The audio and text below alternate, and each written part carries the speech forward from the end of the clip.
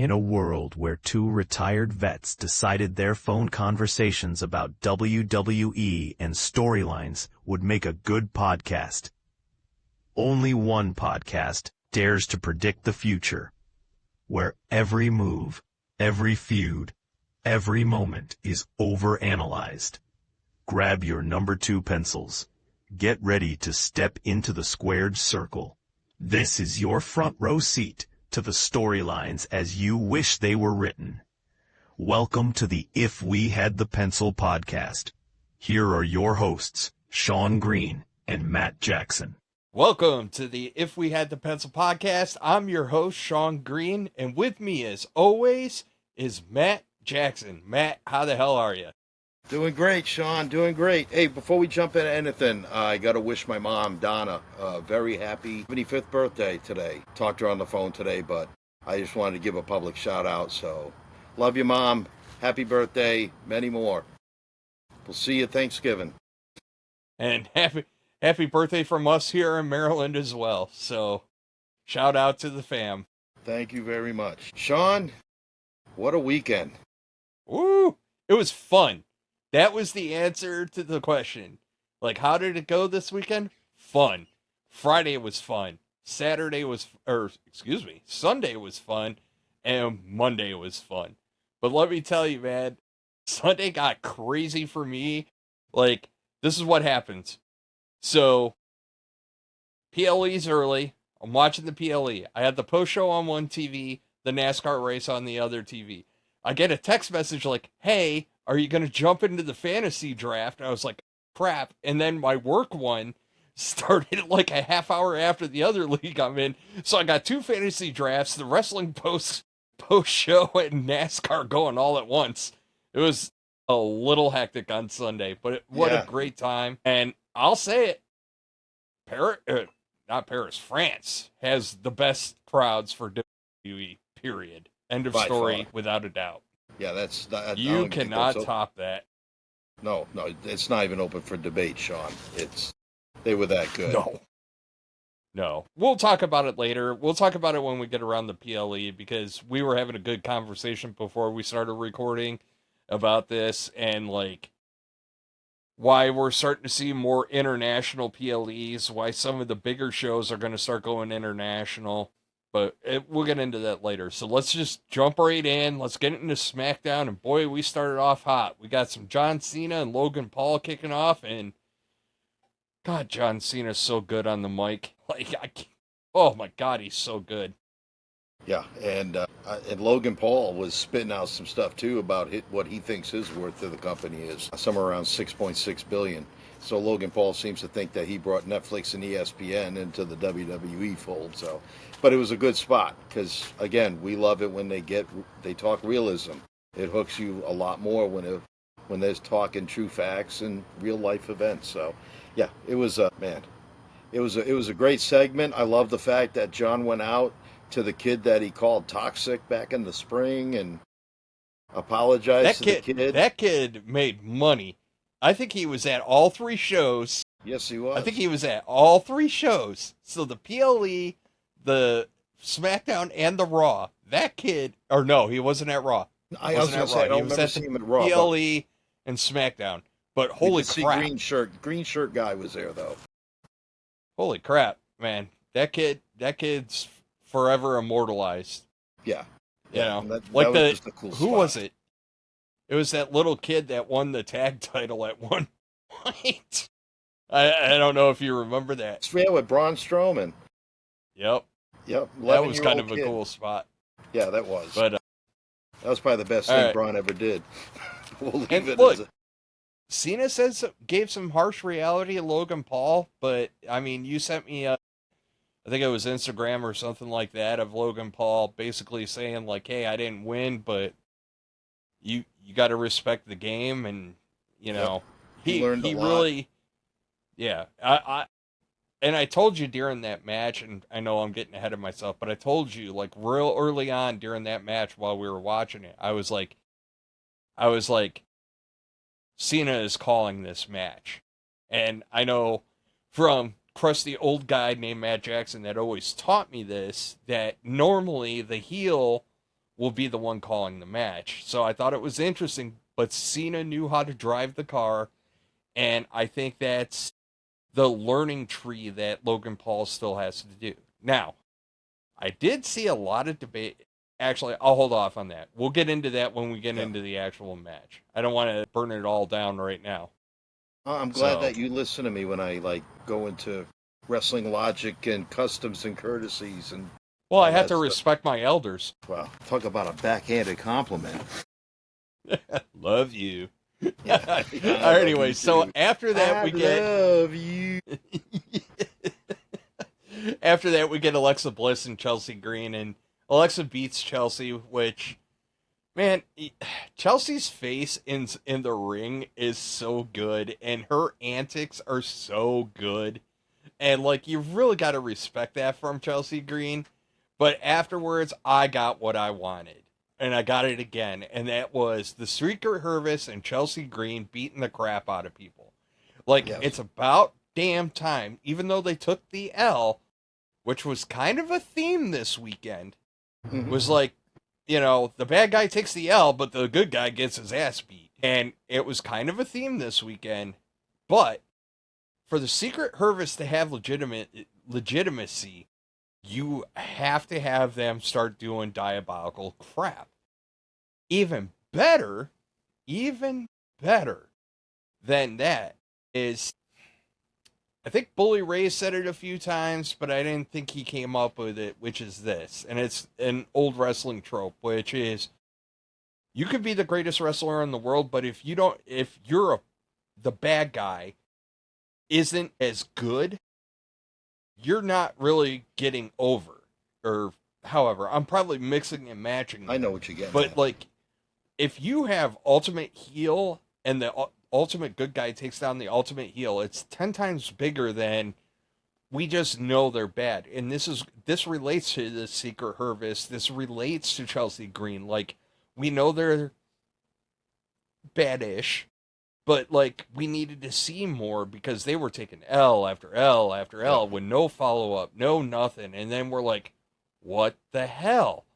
And finally, we're getting some ass beatings being handed out, and they're giving it to two of the top stars. Yeah. So I think that's even better. It is too, and it's kind of like that old saying: Chelsea Green might have lost the battle, but she kind of won the war by the end of it all. Yeah, and no, it got him over a little more dastardly hill, even though she lost the match. I still don't think it hurts her because we're talking about Alexa Bliss here. So no, nobody's like, oh my God, is Alexa bad? They're like, give me a break. Nobody's saying that. I also liked before this match, the Street Profits are in the back, and Bo Dallas shows up. And we got to see a lot of Bo Dallas on Friday night, and it was really well done. It was just rolling around. God, it is so Brayish. And when I say it's so Brayish, it's not Bray. It's not Bray like as the Fiend or the Firefly Funhouse. I'm saying like back with the original Wyatts, where he just goes around and he preaches gospel. And I love it because that's what I want the Wyatts to be. I don't want them to be supernatural, even though, again, the whole Nikki Cross thing, like creeping up the stairs, I like that. Basically being the ring chick, like, by all means. It's not like you said, it's not supernatural. And right. I like how Bo does the duality of Bo and Uncle Howdy, like Bray used to do the duality of him being Bray Wyatt, and then he could be the Fiend. Finn Balor could do that really good too when he turns into the Demon. So I like how they're doing this duality of the characters. And so I think it was important that we just don't see Uncle Howdy all the time. I think it's important that we also see Bo Dallas as well. I think it provides depth to the characters. Like, all those characters, we know it's Nikki Cross. We know it's Eric Rowan. We know, it's Dexter Lumis. We know that. But, like, they have these, I don't want to say alter egos, but they have this other side to them, which makes them much more robust. But let's not belabor the Wyatts right now, because we're gonna talk some Wyatts, because I got a lot of takes on them. Michin, Kiana James, it was like over in 2 seconds, and it ended up in a beatdown for Michin, I don't know where this is going. Well, I know where it's going. I just don't know if I care yet. We'll see. And I think that somebody pointed out on our TikTok that Kiana James is the quasi manager, was kind of the role that she had in NXT, which I think is good. But, and I told you, I'll say it till I'm blue in the face. More managers is better. Absolutely. Absolutely. And I think the main purpose of this whole thing is I think they were having a hard time trying to get Julia over as a heel. And I think by her attack in Minchin after Minchin gets a surprise roll-up kind of firmly establishes to the fan that she's getting pushed as a heel. Whether or not they'll boo her more, that's up to the fans, but I think that was just more about establishing Julia as a heel and the fact that she has a manager that can also get in the ring too, even though she lost in like 6 seconds. But yeah, well, it just shows that she can be physical, right? Like she can hold her own, and that it does that. After that, we get Mellow Dope Miz and the Street Profits, and Street Profits win, rightfully so. We got Wyatt 6 showing up, creeping people out, which I appreciate. Like I said, that's all I want. I said this a couple of weeks ago. They just got to roll around, creep people out. Miz has got a history with them too, and that's the big thing, right? Like he kind of screwed over R-Truth, honestly, which I would like to see that receipt just kind of creep its way in. You know what I mean? And just kind of have that payoff. So, and I think, I don't know, man, their PLE schedule is so freaking crazy right now. I don't know if you can, where you inject that story, but I think that's a story that could be told. And I think that I want to see the Wyatts. I know the rumor on the street is they're going to have a thing with MFT, which will lead to something else later on in SmackDown, I think. But I really, really, really need the Wyatts to branch beyond the tag team division now. Now it's time, not wrestling yet. I need them stalking, creeping, and making people's lives miserable is kind of what I'm getting at. So that's where I really want to see that go. But, hey, Street Profits, look, I'll say it. I think the Street Profits are one of the best tag teams ever to do that.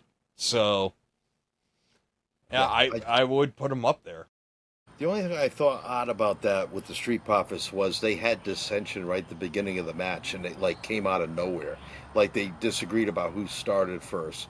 And the thing is, it's like we haven't seen any build up to the PLE, not SmackDown. That's right. You're right. Sorry, I'm jumping ahead a week. SmackDown is yep, because that was the PLE. SmackDown, which is kind of cool because the story of SmackDown was more about Carmelo Hayes and The Miz, whereas the PLE, it was more about the Street Profits. So it was a nice dichotomy there. Yeah. But, good storytelling. And I like, too, that it was Dexter Lumis that was messing with The Miz more than anybody because of their past.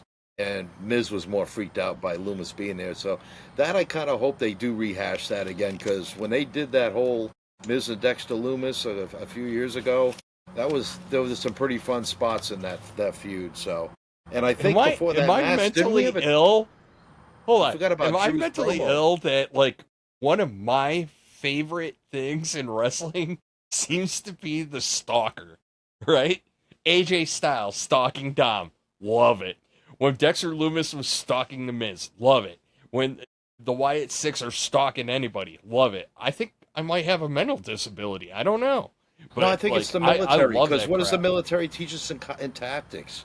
We got to be quiet. We can't be seen by the enemy, You got to be camouflage hidden, so you might have to dress a little different to be hidden or cover yourself up. So I think we identify with those stalker types, so subconsciously or something. Man, I am not trying to get into psychology 101 here. I'm just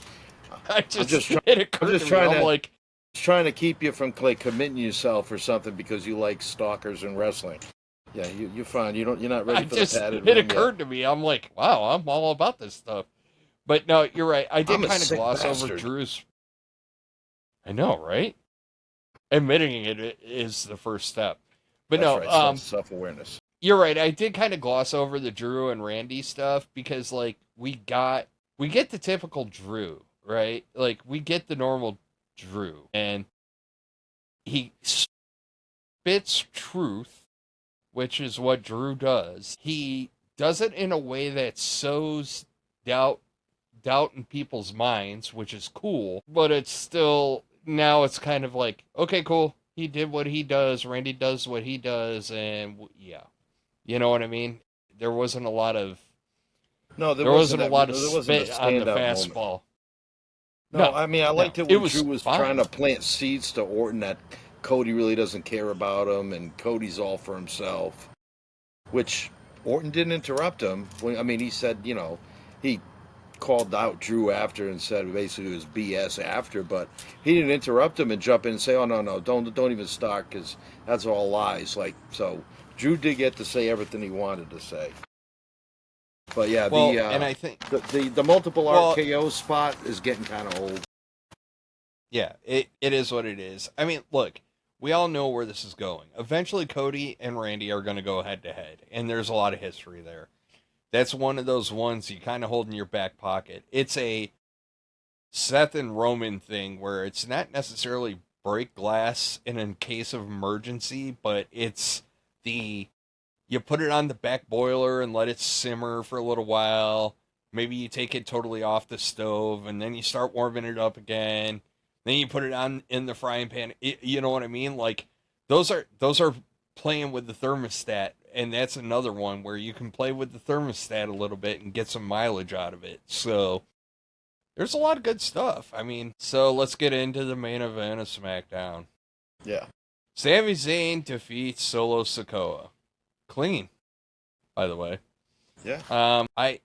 One of the commentators referred to Sami as the upstart challenger. I am so over the plucky underdog shtick. You put a belt on him now. That doesn't automatically make him not an underdog, right? And it's fine. He'll prove himself, and he'll go through hopefully he goes through a lot of hard times. You know, I'd like to see a lot, come back and bite him in the ass, but it is what it is. I don't know why you gave the belt to Solo. What happened to Jacob Fatu? Like, what's going on there? Like, it kind of just, I don't know. It was like hitting the reset switch. And, fine. Go ahead. I'm sorry. Well, I'm just saying, fine. If you did it for the pop in the crowd and stuff like that, like, cool. Yeah, it is what it is. I told you I saw something online, and maybe some of our other listeners, however many we have, will have heard that this is supposedly a test run for Sami to see how he reacts with carrying a belt and being a champion, because rumor is his possible plans for Sami to possibly win, because it's in Saudi, the Royal Rumble, and then go on and rehash the old Kofi Mania, Daniel Bryan, Cody Rhodes, Chris Benoit, Eddie Guerrero story. Have we not just seen this story, though? Yeah, Have we Cody not just Rhodes. seen this story? No. Hey, yeah, you're right. It's Jey literally Uso, the Jey Uso story. It is Jey Uso's arc, and Jey Uso leading up to that arc had so much more leading into that. So, they got a lot of work to do, man. Whatever. I know I'm really down on Sami Zayn right now, and I know I kind of crap all over him a lot because I'm just tired of the character needs rework. My problem isn't with Sami Zayn, the in-ring wrestler or performer. My problem is the character needs a rework. Right. It's so done and tired. And you can't just hit a switch and go, I have a title now. Now I'm cool. No. Jay Jay worked really hard. I mean, was he in the right place at the right time? Storyline, yeah. But I mean, he put the work in. He's reinvented himself with his entrance. His promos is still rough, but he's working on it. But we go back a little bit in history with Daniel Bryan. He talk about an underdog. People bought into that hook, line, and sinker because of the whole Yes movement. Kofi Mania was huge. The year when Rey Mysterio won the Royal Rumble from number 1 and then went on to win the world title, I think it was against Batista of all people at WrestleMania. People bought into that. I just don't see the fans buying into Sami the same way that they bought into those. And there's more guys and gals. But I'm just saying, I'm just mentioned a few. I just don't think the buy-in is going to be as big. It won't be as big a moment for Sami unless they do a radical change. But I don't think they are. I really don't see it, and I don't know if Sami can give that. I don't know if he can be a babyface any other way. The only thing he could do is become like a real evil heel. That's a 180, and I don't think they want to turn him that. I don't know, man. If they do it just to put him over in Saudi, I'm gonna puke. Because it's just so... Like, and here's my beef with it, too, right? So during Roman Reigns' run, you had optimal opportunities to take a title off of him. Like, this is when he still had two belts or one belt. You know what I'm saying, right? Like, he had both belts after he beat Lesnar. I constantly was telling you, I was like, we can take the title off of him because he had to win both belts individually. I was like, why not have him make him lose twice to lose both belts? And during that run, Drew McIntyre was like a prime opportunity at Clash at the Castle. But no, we had to get interference. And then Sami Zayn and blah, blah, blah.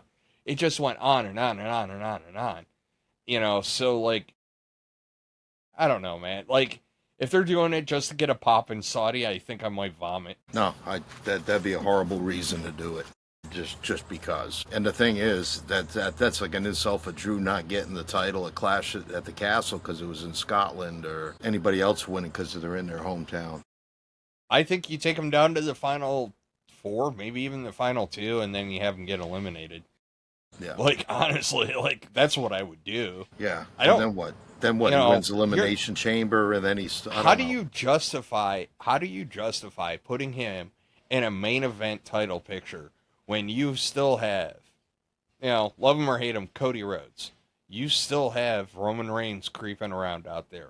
You still have, like, Seth Randy Rollins Orton, out there. Love Drew him or hate him. McIntyre. Randy Orton. I mean, exactly. There's so much more.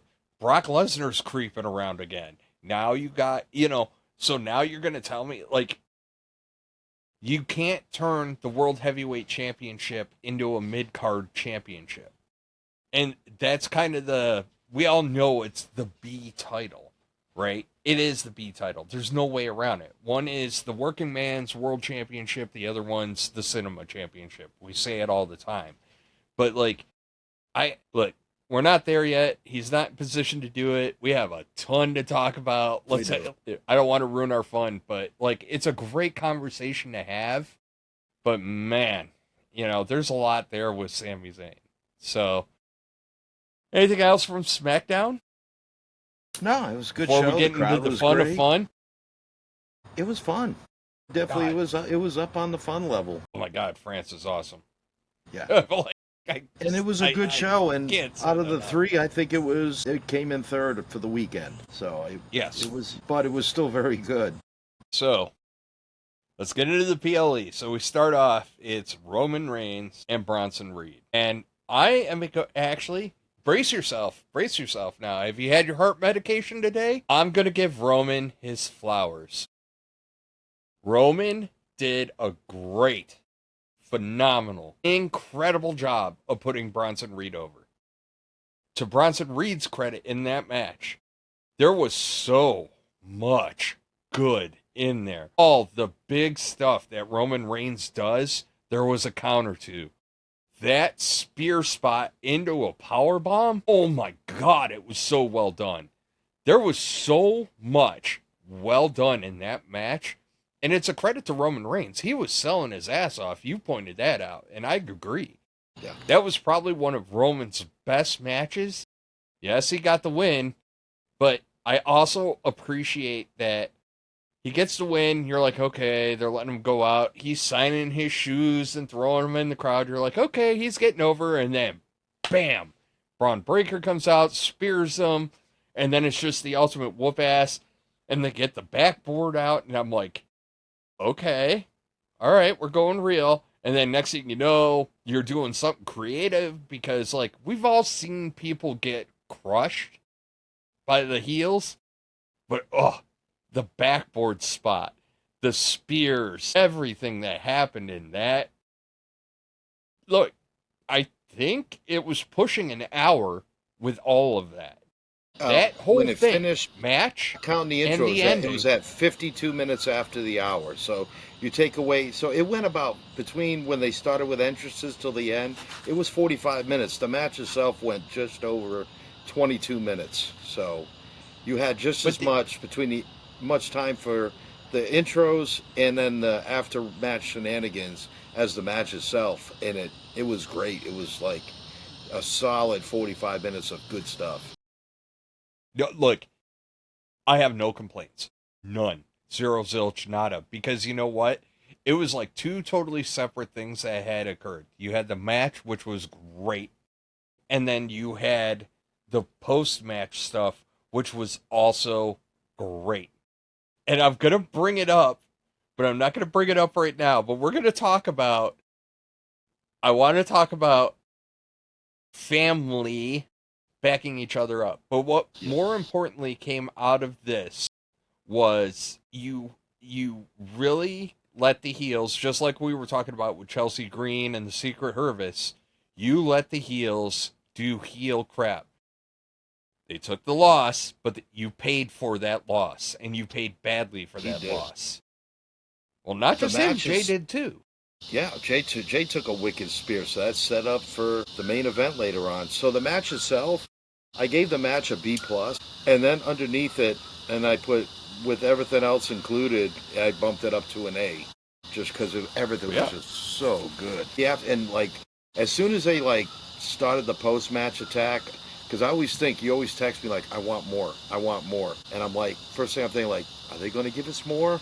And they gave us more. It was. I didn't think I was going to get it. I thought we were just getting the Roman Reigns feel good walk off story because he got his shoes back and he's signing shoes and he's throwing them in the crowd. And I'm like, all right, I'm not getting it. Okay, cool. Because the shoe signing and tossing thing was really cool. Man, those mofos that got those shoes got some money. I thought it was weird that Paul was going to give Roman back the Shufala like he did. It just adds to Paul's sliminess. Yeah. You know what I mean? So, like, I didn't have... At first, I was kind of like... And then I was like, nah. Paul's slimy. And, like, you won't even have, like, that infighting inside the Vision about that because he was like, all Paul's got to do is go, I had nobody to back me up at the moment. You know, I was kind of screwed. You know, so like, you know, Paul's just like, I was telling him whatever I had to tell him just to save my ass. You know, and that's who Paul is. He's a slimy asshole, which is great, which is why he's in the pantheon here. But, you know what would bump that from an A to an A+, though, the whole thing, is if after the third splash, he rolls out the ring again, and then as he walks back, he runs back in, and they all think he's going to splash Roman, but no. He just takes Roman's shoes and beats feet back to the locker room. That's what he should have done. That would have A+'d it right there. I know. Like, just run in, rip off his shoes, not even touch him any further, and then just, you know, walk out holding up the shoes, like... I will give them credit.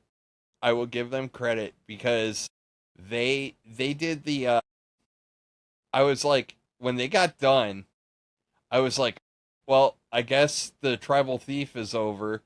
And then all of a sudden it was like, okay, like I had credibility after the beatdown. I was like, okay, he's still a tribal thief. He stole his soul now. Yeah. He took his lunch money. Yeah. All the big plans that Roman told us he had coming up, they're gone now. Happy filming Street Fighter. We'll see you in a couple of months. Nah, it was well done. It was probably one of the better write-offs that I've seen in quite a while. Yes. Like, it was one of the best write-offs too. So like, I had no beef with it. Like, it was so well done. Like I said, the backboard spot, because like, you, me, and how's Bully Ray say, your brother's ass, we're all thinking the same thing. Like, backboard's out. We're done now. You know, it's not going to happen. They even got him strapped down, and you're like, okay, it's done. And then it just kept going, and you're like, shit, okay, I see you, boo. Like, Well, I I was thought happy. there was still room because I was either thinking it was going to be that or they're going to put him on the backboard, put him on the gurney, and then they were going to knock him off the gurney because that's always a popular spot too, you know, tip over the gurney. No, the splashes were great. You were talking about how like Roman just let Bronson Reed do a lot of stuff. He did, man. He was like letting Bronson just run rampant, and really, it was kind of cool to see Roman work as like the baby face working from underneath. You know, taking the beat and then try to come back, and then he gets set back down again. Then finally, he gets the momentum going. I thought he did a really good job of playing the baby face and peril type. Well, I think what really worked in his favor was he was trying to get his stuff in, and then all of a sudden it was like he couldn't get his stuff in because Bronson Reed had a counter for everything. He had a counter. It was counter after counter after counter, and it was like, holy crap! You know, it was really well done. Yeah, really well done. And I'm glad Roman's not throwing 15 Superman punches a match anymore. They've toned that down a little bit. But like in his like heel run, that was the problem, right? It was like, all right, Superman punch came out, spear came out. Yeah. Okay, cool. We're done now. You know, it's like Superman punch, spear, we're out. You know, it was just in this point it was like he's going for the spear. Whoops. Nope. That got turned into a power bomb. You know what I mean? Like there was a lot of great there, a lot of great, and that's why I give Roman all the credit in the world. He did phenomenal. Yeah, no, that was, and it was a great choice to be the opener. And I think you and I were kind of predicting that was going to be the opening match last week. So yeah, it was a great opener. And then after the post match, Adam Pearce decides he's seen enough of the Bronze, so he kicks him out of the arena for the rest of the night, so they can't interfere in the main event. You know what's so funny about that? Everybody. You know, just like I said, it's so funny when wrestling is so predictable, it's not even funny. You're like, you're out of the arena. We're like, oh, they're getting a new person tonight. Like, Who's it going to be? Let's talk about it. You know what I mean? Like, it was instantaneous. It was in the IWC. It was me. It was you. We're all like, we're getting a new member of the Vision. Like, we knew it was coming. Yeah. You know? Yeah, we'll talk about that in the main event. But no, and especially when we get into Raw a little bit later on, I'm loving Adam Pearce lately, man. He's hilarious. He's great. He's just fed up with the BS now. And that's final. That's official. That's fine. Yeah, that's official. Nick Aldis is resolved now to drinking on the job, as we saw on SmackDown. R-Truth gave him some Fireball, so great. All things. They give him Fireball. New sponsor. Come on now. I'll take it. I got plenty.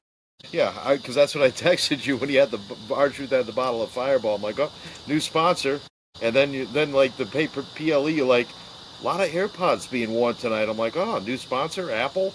Like almost every wrestler, no matter what conveyance they use, rolled out with AirPods. It's like, okay, everybody does AirPods now. No, I just say it because they got so many damn sponsors nowadays. Like, what's another one gonna hurt? So every time now I see a name brand or something different on WWE now, I'm like, potential sponsor. They're getting better with it because it doesn't distract me as much. Yeah. Like it really doesn't anymore. I'm either becoming accustomed to it, or it just doesn't bother me more. Like I'm just like, okay. You know, I don't know if it was a culture shock thing and I just had to adjust to it or what. I'm okay now. I kind of got over it once they had King of the Hill in the middle of the ring, and I'm just like, okay, it's going to be whatever now. Hey, it worked because it got me watching King of the Hill. Like on Hulu. I was like, "Ooh, I haven't watched that in a while." Propane accessories. What the hell about it? You're a Hulu user now, so why not? I got all sorts of good stuff. Yeah. I want to see those numbers so bad. Oh, I'm going to derail this damn podcast. I want to see those numbers so bad. Like, oh, all the used YouTube subscribers dropped and all the Hulu subscriptions for live TV went up. I know you did it. I did it. Like, I need my wrestling. Gosh. YouTube's going to be like in desperation here. They're going to charge us just to watch regular YouTube soon. Well, they still got Sunday tickets, so they're Yeah. fine. They're fine. Actually, for any people out there that are looking at switching to Hulu and all that stuff for to watch the WWE, I do like the Hulu package a lot better than the YouTube. I like the fact you get the ESPN Plus and you get the Disney. I think it's got a better channel selection. And Sean and I were talking about this, and because Sean had heard it from other people that Hulu provides a better picture. I think they do. It just now maybe it's because I'm on the Wi-Fi here in the RV park. I notice it takes a couple seconds longer for when the channel comes in for it to go from blurry to clear. But once it's clear, it's locked in. So yeah, and you get all that, and it's like just about the same price, if not a few bucks cheaper than YouTube TV. It was cheaper. Yeah, so saved me money actually. Hey, and believe me, we're not sponsored by Hulu yet, but No, we're just saying from no. both our experiences in the last week. Once I got my whole issue was- show, yeah, it was. I like it. I had a little issue Oh my because God, I that had shit was- Amazon. I'm sorry, I had Disney Plus through Amazon Prime, and when I tried to use my normal email account, yeah, 2 hours of tech support. By the way, we like Hulu, but I'm going to tell you right now, their tech support people, dumb as dog shit. There we go. That's about the only thing I can say there. I ended up having to do a whole new email account and get a new Disney thing, whatever. That took 5 minutes. I should have just done that from the get-go, Sean. But yeah, for people who are looking to switch to Hulu, I think you're going to be happy. I think you have a lot more different television viewing options as well. The only thing I really liked about YouTube TV is if you're on your TV and you're in the YouTube app, you can go right into YouTube TV and right back into YouTube instead of having to go to your home screen. But it's a small discomfort. Peanuts. Peanuts. It's better than But paying anyway, $30 for an additional ESPN exactly. add-on. So, and I'm glad I should have changed to Hulu a while ago because I really like it. But anyway, back to wrestling. We live, we learn. Yep. All right, so let's move on to the loved. Tag Team Championship. We get the Wyatt Six and the Street Profits. Okay, now I'm on the And- right day. Yeah, PLE. PLE. So we get the Wyatt Six and the Street Profits, and I got everything that I wanted. Look, thank you, France. Thank you, Paris. Thank you for that crowd singing Shatter when the Wyatt Six were coming out. I'm not going to lie to you. Somebody started cutting onions a little bit. Like, I was feeling it because I was like, that's so for Bray. And I was like, Yeah. That was big. That more so than the match, more so than the ending, that intro with that crowd was so worth it. And I wish they would have drug it out a little bit more. It felt a little rush. And it just, them sing, oh my God. Like, let it go. It was so good.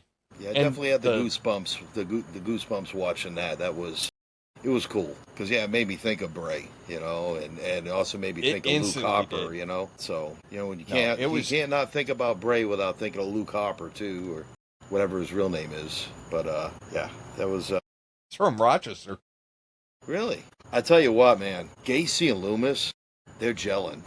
When I was watching Yeah, that match, they that was are. the first note I put. I'm like, they are a good tag team. You take away all the other stuff, you get them in the ring, and they are just like, they are a great tag team. It's what you want to see out of tag team wrestling, and I'm not gonna lie. Look, a lot of people crap on them because they're not. Look, they're not Motor City Machine Guns. They're not the Street Profits. I hold the Street Profits at the top of the tag team division, no matter what. They're just that damn good. They had a lull. Dawkins stepped up his game, and then ever since he has, they've been like really effing. They hit another gear, and it's been really good. And I think that you've got to give time to Gacy and Loomis because it is getting better and better and better. They need more matches. They need to keep on doing it. And the great news is there's a whole tag division that's all chasing them, and I think this is what gets lost on them having the tag titles. So you put the tag titles of the strongest tag division in wrestling. I'll say it. In wrestling. SmackDown's tag division is the strongest tag division in wrestling. Period. End of story. No questions asked. No And argument for me. you put Loomis and Gacy, you put the straps on them, and they only have to go up. But the beauty of it is, the other teams have to chase them, but they also get chased by them. That's the dynamic of the Wyatts that really makes it really kind of cool, right? So the Wyatts kind of focused on the entire division, and then they were like, time to screw with the Profits. And they started screwing with the Profits. And if I'm not mistaken, who was the other team they dorked with on SmackDown? Was it DIY? I think it was DIY. So, guess who's next? Just telling you. Not MFT next? yet, but it's gonna probably Miz and Carmelo Hayes. I think there's story there. There's so much story with the Miz, and it's so beautiful. And so that's cool because they're a heel faction, right? I mean, the Wyatts are a heel faction, but they just don't mess with the baby faces. Like everybody's free chicken. Everybody gets some. So it doesn't matter if you're a face or a heel or whatever. Like they don't care, and I like that. So that right now that just shows that they're loyal only to themselves. There's no outside entities that they feel any sense of loyalty at all. Like everybody is equally the enemy for the Wyatts. And I think that's a great way to write that story with them. And I would keep it that way. I don't want them having an alliance with anybody else unless they bring somebody else into the Wyatts down the line. But other than that, that group is inclusive. Yeah. Who? Bailey. I've already you talked about that a couple weeks ago or last week. So yeah, that needs to be like they need to be like unto an island of themselves. Like yes, only people that are allowed to come in are the ones that they allow, but they don't mess with anybody. Like I think I did just write a quick segment in my head, and because we were talking about how there is some untold story between the Wyatts and Miz. And when the Wyatts first kind of came in, they were always kind of righting the wrongs, right? Like those were their focuses. So they were really focused on Chad Gable, who was kind of screwing people over. They were focused on the Miz, who was, his friends he was screwing over. And the beauty of that is that it really kind of had a righteous feel to it, and now that they are heels, they can kind of take it up a notch. But we were talking Miz, and we all know Miz kind of totally screwed R-Truth, right? I just want R-Truth to come up to Uncle Howdy and just be like, yo dog, why you wear a mask? Are you the Phantom of the Opera? There's just something stupid, not even really acknowledge the creepiness or anything, just be like, yo dog, what's with the mask? You got lotion? You should put some lotion on that. Maybe he thinks Eric Rowan's the Easter Bunny, and he thinks he's the biggest You're the scariest Easter Bunny I've ever seen, or something. I just would love to see it. You got this whole creepy faction, and look, I'm not gonna lie to you. But then the Wyatts don't beat up R-Truth. That's we're not gonna mess with him because he's innocent and not all there. We're not gonna. No, he's his R-Truth persona, because we have to talk to. This goes to depth of character, right? R-Truth has established himself as Ron Killings and R-Truth, right? They're two different people. R-Truth's the goofball. Ron Killings is the guy that's going to beat the crap out of you. Anyways, ish. Hopefully someday, somehow. But anywho. Before he turns 60. But the whole thing is that ultimately he's always been a good guy. Right? He's never really been a douche nozzle in his R-Truth current R-Truth persona. So, there's no reason for the Wyatts to screw with him. Because he's pure. You know what I'm saying? He's pure. If they start chasing Sami Zayn, how awesome would that be? Yeah. That would bump him up a notch. They are, as a faction, the MacGuffin for changing wholesale characters. They're changing the Street Profits. Whether or not the Street Profits break up or not, just by their existence, the Wyatts have changed that story. And I'm 100% convinced that up until Halloween, you're going to see a hell of a lot of the Wyatts. And it's not just about their little spooky Universal house or whatever the hell that is down there. It's honestly like they're a great entity to use. Lord only knows if they're going to bring back Halloween Havoc or something crazy like that or whatever, right? But they're a great MacGuffin to use as a plot device to change characters. And we keep on saying it. Sami Zayn needs a character change. It's probably a good thing. You know, honestly, MFT needs a character change. Great. Have interactions with them. Like, let Solo do goofy Scooby-Doo type freaking antics, you know, when he does his goofy ass face in the ring and, you know, whatever he does, which is fine. I like that Solo, by the way. I want to be clear about that. But what I want to see is like, use the Wyatts to make those character changes. So when we get past the holiday season and we get into January and the road to WrestleMania really starts up, like, cool. We got everybody set, everybody lined up, all the pieces are on the board, and you could do a lot with the Wyatts to affect change. Yes. And, like, people that need to get, you know, it's like a bottle of Febreze, dude. Like, all right, they're fresh again. You know what I mean? Yeah.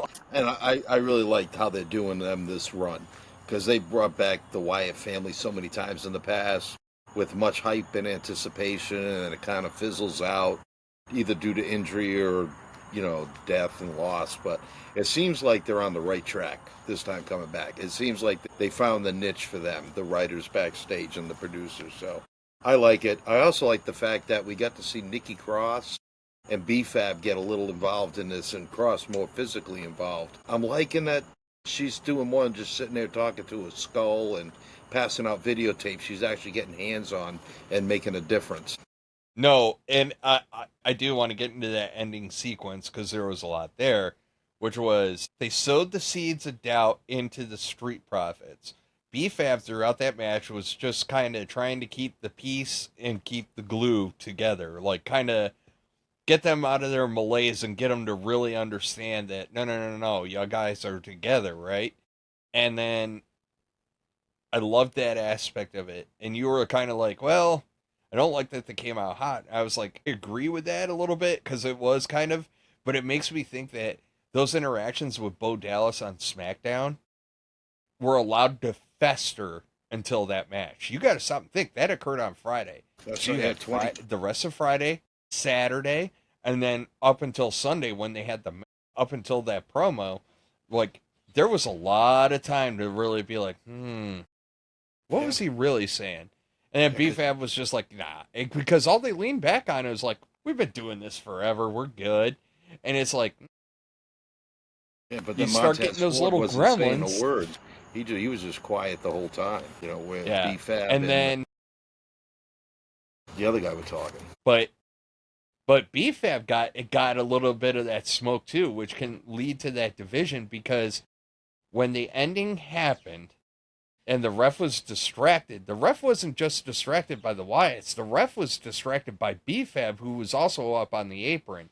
So you can have B-Fab slightly culpable, but the whole Nikki Cross under the ring thing, and like, never in a million years great camera work, never expected it, because like, I was like, wait, he can't, oh shit, she's under the ring now.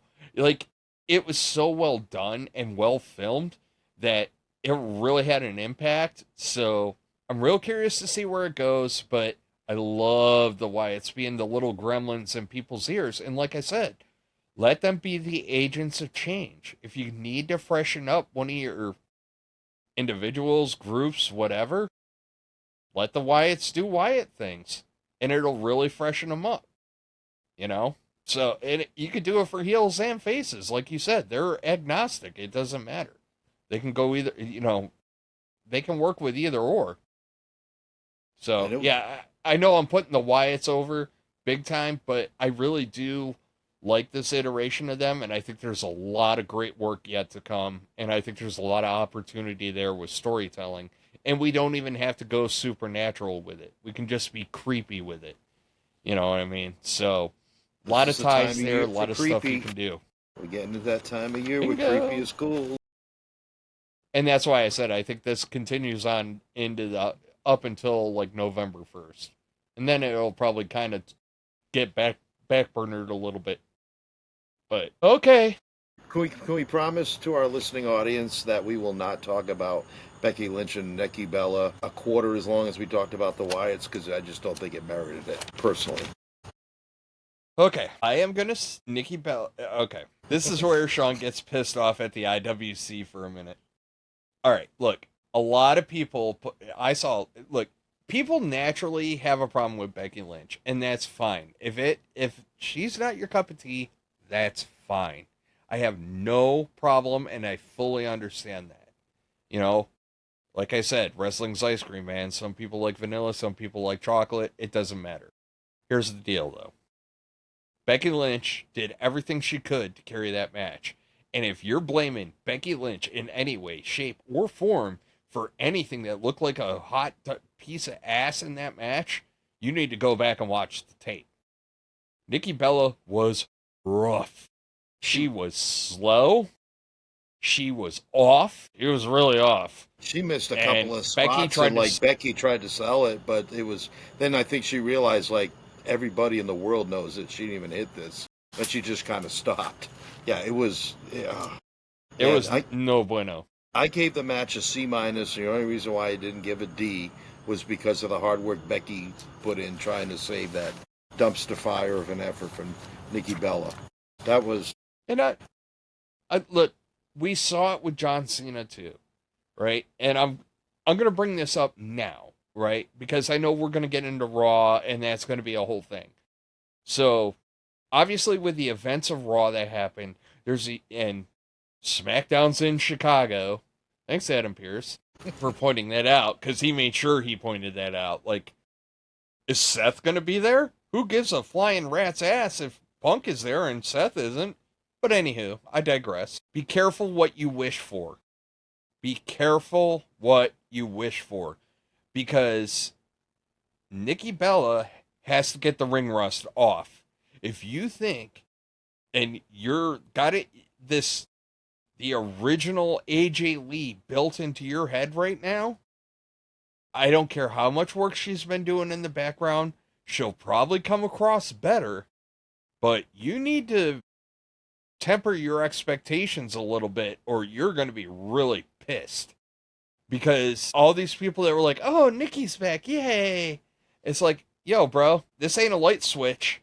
You can't toggle that thing on and off. You got to come back and, Cena, not a light switch. Cena was rough. Yeah. Up until his match with Cody at SummerSlam, he was rough. And now he's good. Like, he's legit good now. Yeah. He's not what he was, but he's good.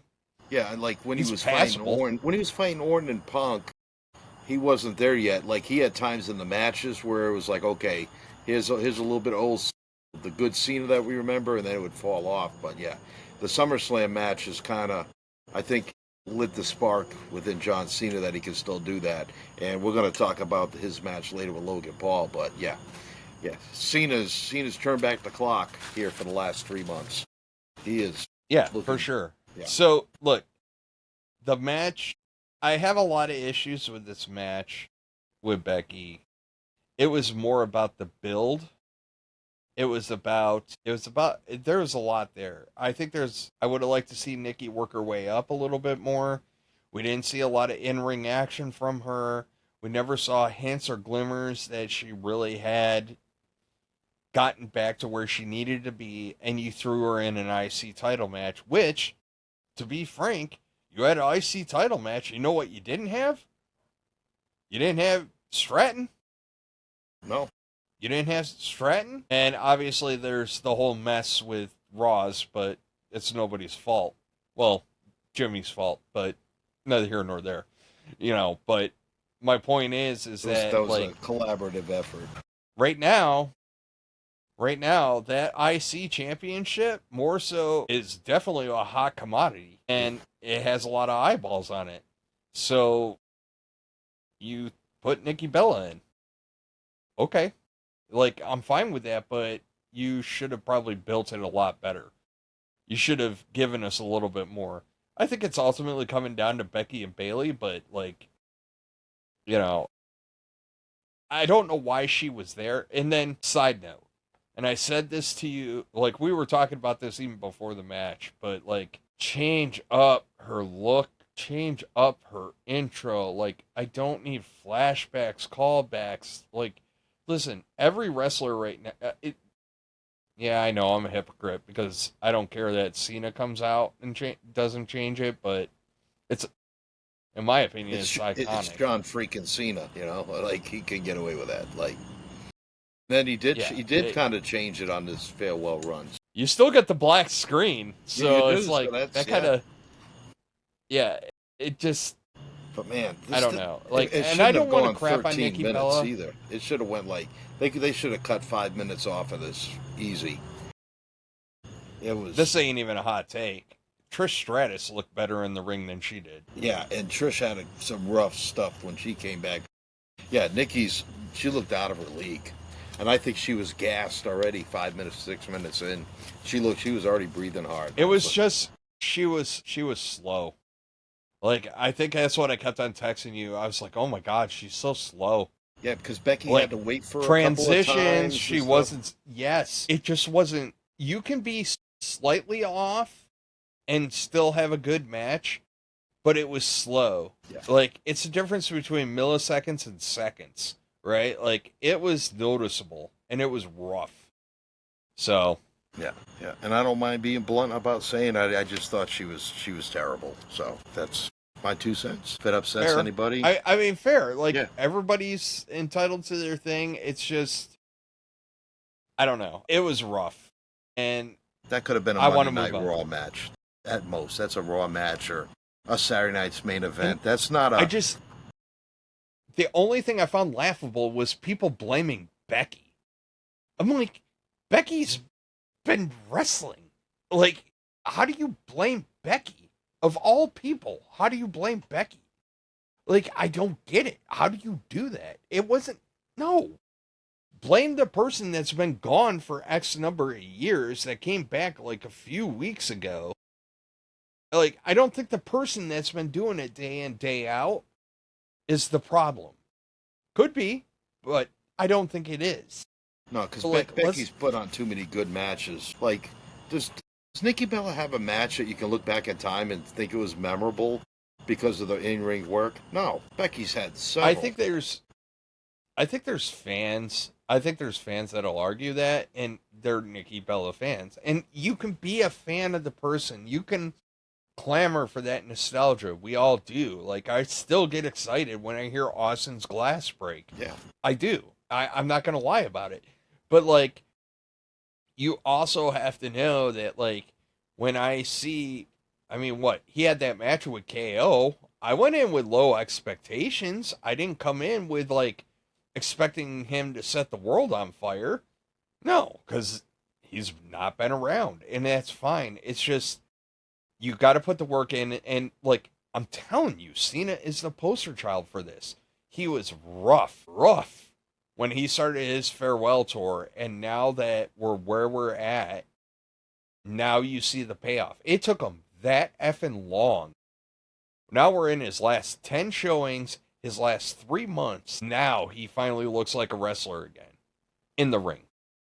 Yeah, and that's not a knock on Cena. He's older now. He hasn't done it full time for a multitude of years. He just, maybe if he was 35 instead of 47 or whatever he is, he might have been able to jump back to it quicker, but the older you get, it's harder to get back into, a rhythm of things that you haven't done on the regular. Well, I just think they got to get into the rhythm, and they got to be wrestling.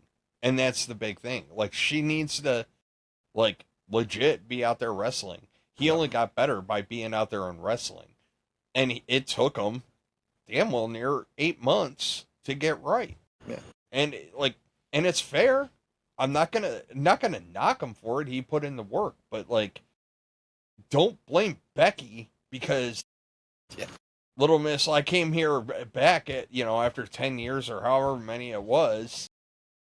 Like, no, you can't blame Becky for that. That was on her.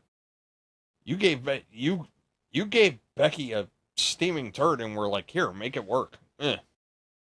But I'm off of it. Let's get to the palate cleanser.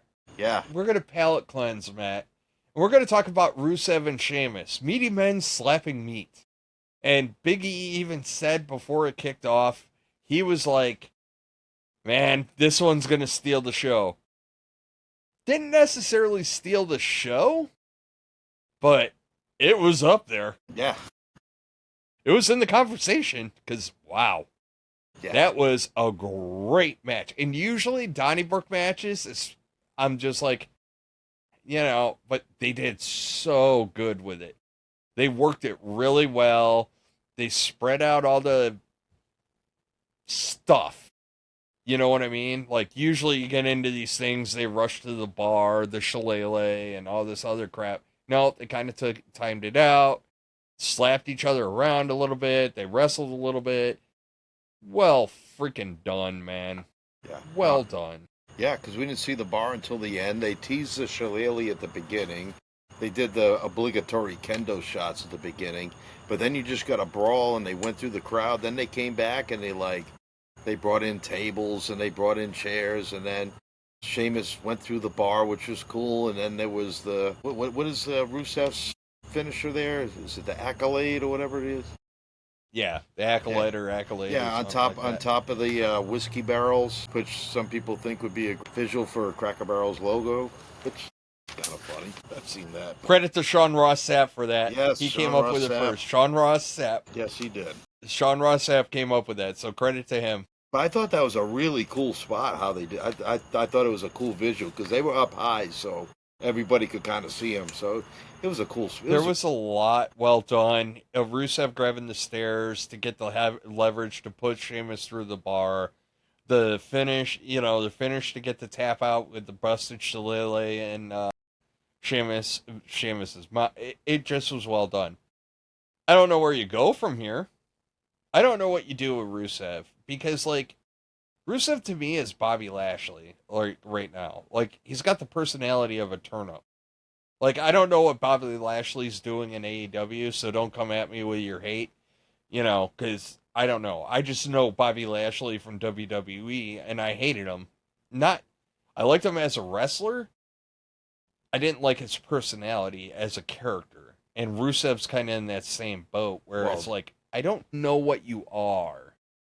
I like Bobby once they brought MVP back to be the spokesperson. They created the group.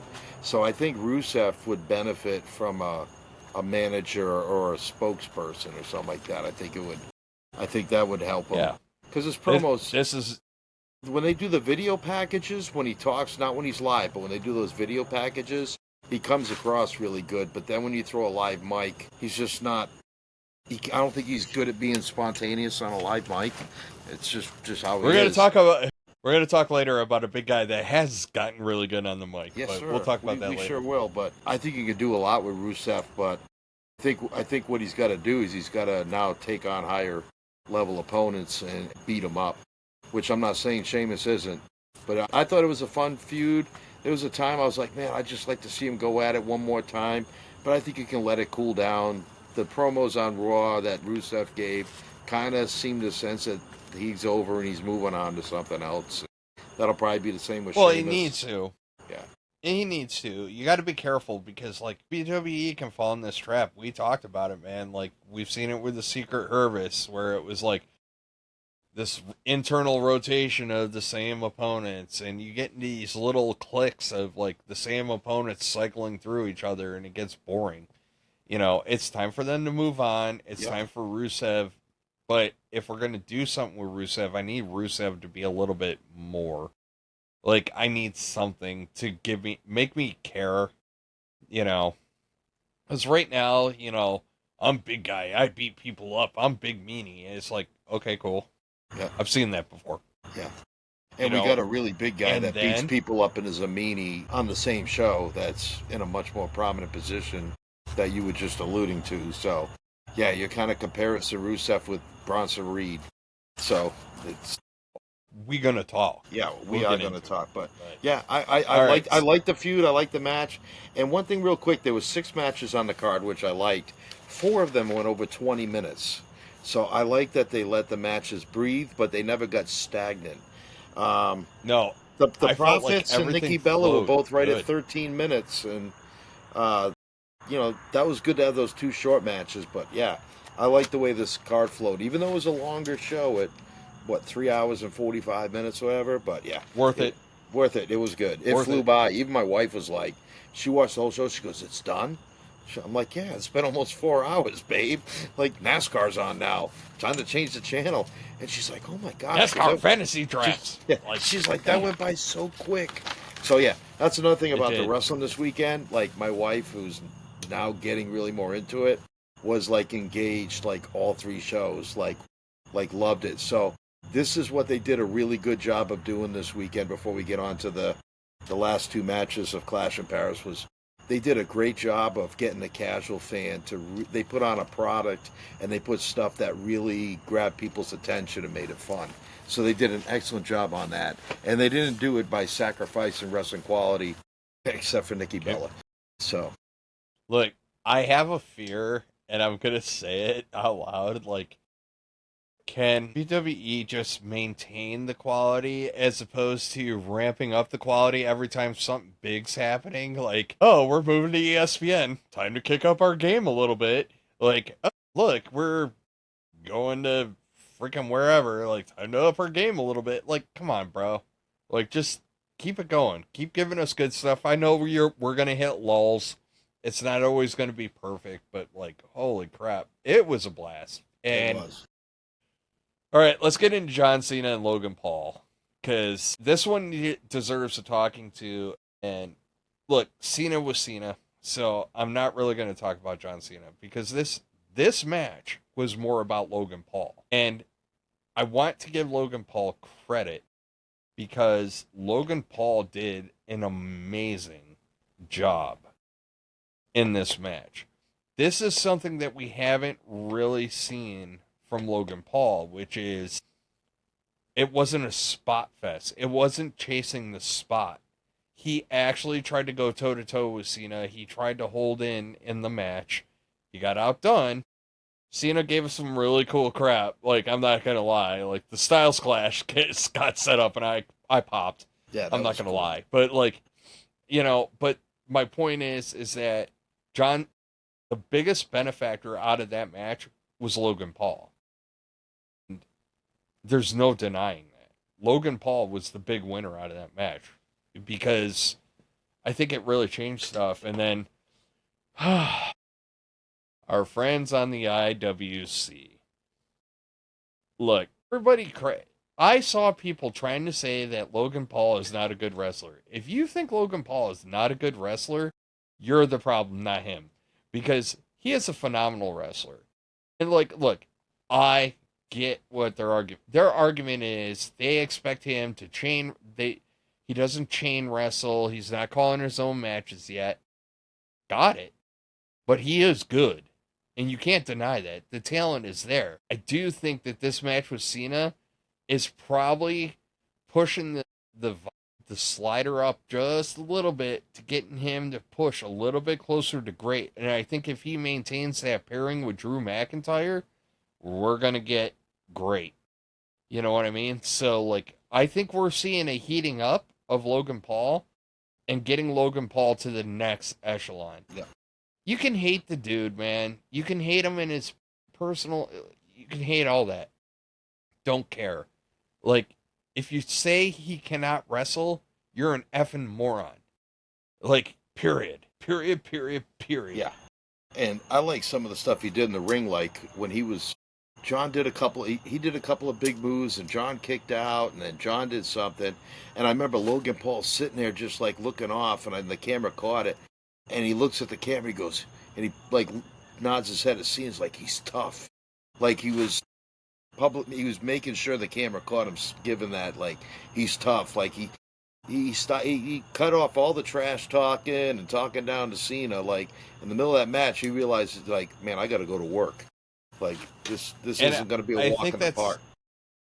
I think that's a credit to him, and I think that's a good character development thing for him. Like, he basically overlooked Cena, and he found out.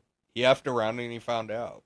Like I said, coming out of this, if I'm WWE, I keep on shoving Logan Paul out there right now.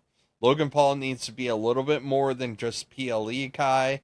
He needs to be out there he needs to be out there hitting. He needs to be grinding right now. Yeah. You know, I don't care if you got to pair him with people that will call the match for him and get him more comfortable in that. He needs that, but he needs to be in the flow better. And I think what you need to do, what I would do with the Logan Paul character, yeah, he's going to talk trash to the fans. I think I'd back off that a little bit. You can still get heat on the fans, but I think, if you still keep him a jerk, because a huge heel becomes a monster babyface. Because at some point, they're going to turn, either the fans will turn him, or the storyline turn Logan Paul face, and he's going to be like a huge, huge over face. Well, once they turn him and he acknowledges the crowd, I think the fans will love him.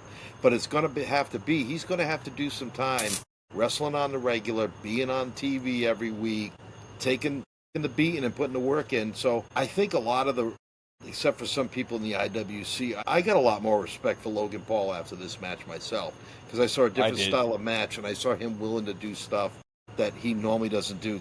There was no goofy play with the drone spots. There was no playing much to the audience. No, it was pretty straight for him. It was, and there was no monster craziness. It was probably nothing. Nope. That was probably the straightest match I've seen him do since he came to WWE.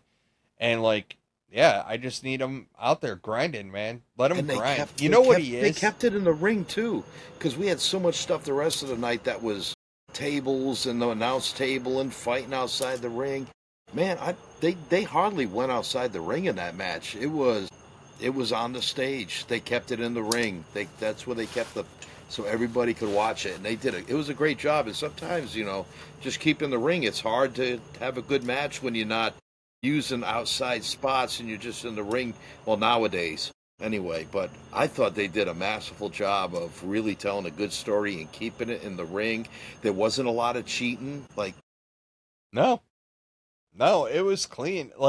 I want to point out though, the whole argument John Cena only has 5 moves. It's been like a trope for forever. So what's he do? He goes out and just he's like, fine, I got your 5 effing moves. Wait, here's my 5. Oh, look, I added a Styles Clash. Oh, look, I added this. I added that. I was like, good on Cena for doing that. That was a nice little touch. Yeah, he did a few different things he broke out that he hasn't done in a long time. So, it was... I think they were both having fun in that match too, and it showed. So it was, Well, and actually, I think it's funny because Go ahead. I was gonna say, I think it's funny because it's like going to see a classic rock band, right? I use Rush as my best example because I went to see Rush, and look, I go to see Rush. What do I want? I want the hits, right? And I want Tom Sawyer, I want YYZ. And when I went to that concert, I got the Snakes and Arrows album, and I was like, what the F is this? I was like, I'm here for Tom Sawyer and YYZ. That's a great album, by the way, too. Snakes and Arrows is a great album by them. But at the time, Snakes and Arrows was just coming out. Right. I just want to hear the old stuff. Conversely, when I saw Disturbed, and Disturbed did their stuff and cover stuff, and then I popped for all of it, right? And the reason I bring that up is Cena is kind of both of those acts all in one. I want to see 5 Knuckle Shuffle, I want to see an Attitude Adjustment, and I want to see the classics. And then he went the Disturbed route in this Logan Paul freaking match, and he was like, well, I'm going to do my stuff, and then I'm going to cover some stuff. Here's Sound of Silence for you, too. It was just, that's all I could think of in this match. It's I'm going to cover other people's stuff, too. So you got, the main hits and the cover stuff, and it was great. He even did Land of Confusion, which I love that cover. Disturbed doing Land of Confusion. That's better than almost. Their cover of Land of Confusion and their cover of Sound of Silence is amazing. Yeah. Like, Disturbed's so good. But anyways, I digress. I actually heard him do Running with the Devil too, which is really good. Wow. But we'll move on. Because we're chugging along here. All right. So, the 4-way. CM Punk, LA Knight, Jey Uso, and Seth freaking Rollins. There was a lot of good in this. We got the setup with Jey and his ribs and his boo-boos and his ouchies. I'm starting to get concerned about Jey a little bit. Jey has been hanging around Sami Zayn too long, and we're starting to get Sami Zayn tendencies out of Jey. You know, plucky underdog guy. And I hate it. But I think that it was a good match. I mean, it wasn't the best match of the night, but it was a good match. I don't have a ton. Cena and Paul was match of the night, and I think the second best match was probably Rusev and Sheamus. That's probably fair. I mean, look, the big thing that came out of this, like we said earlier, we all knew somebody else was coming out as a member of the Vision. And it was Becky Lynch. And you and I talked about it right when the Vision started. We're like, how far are you going to take this, right? And now Becky's in the Vision because they're doing this tie-in to Punk, which 80-20 that AJ Lee's coming back, at least for a short stint. But, like, I'm not 100% on that, but... I think after Raw, if you really look like Raw really kind of... It's got me about 98% that AJ's coming back, because when we talk about Raw, there was some things that was said that definitely led to it. I know they led into the family thing, and they led into all this, that, and the other, and, like, I got it. If AJ Lee's coming back, great. I thought it was cool it was Becky that did it that night, because, I mean, I was expecting the new member of the Vision to be a dude. We were throwing around... We were going back and forth. It was Carmelo Hayes, which you and I both think it should be. Austin Theory, his name was kicked around. It was like other random, we all thought they were adding a male member. But what I really the reason Becky makes a lot of sense is there's now more gold in the Vision.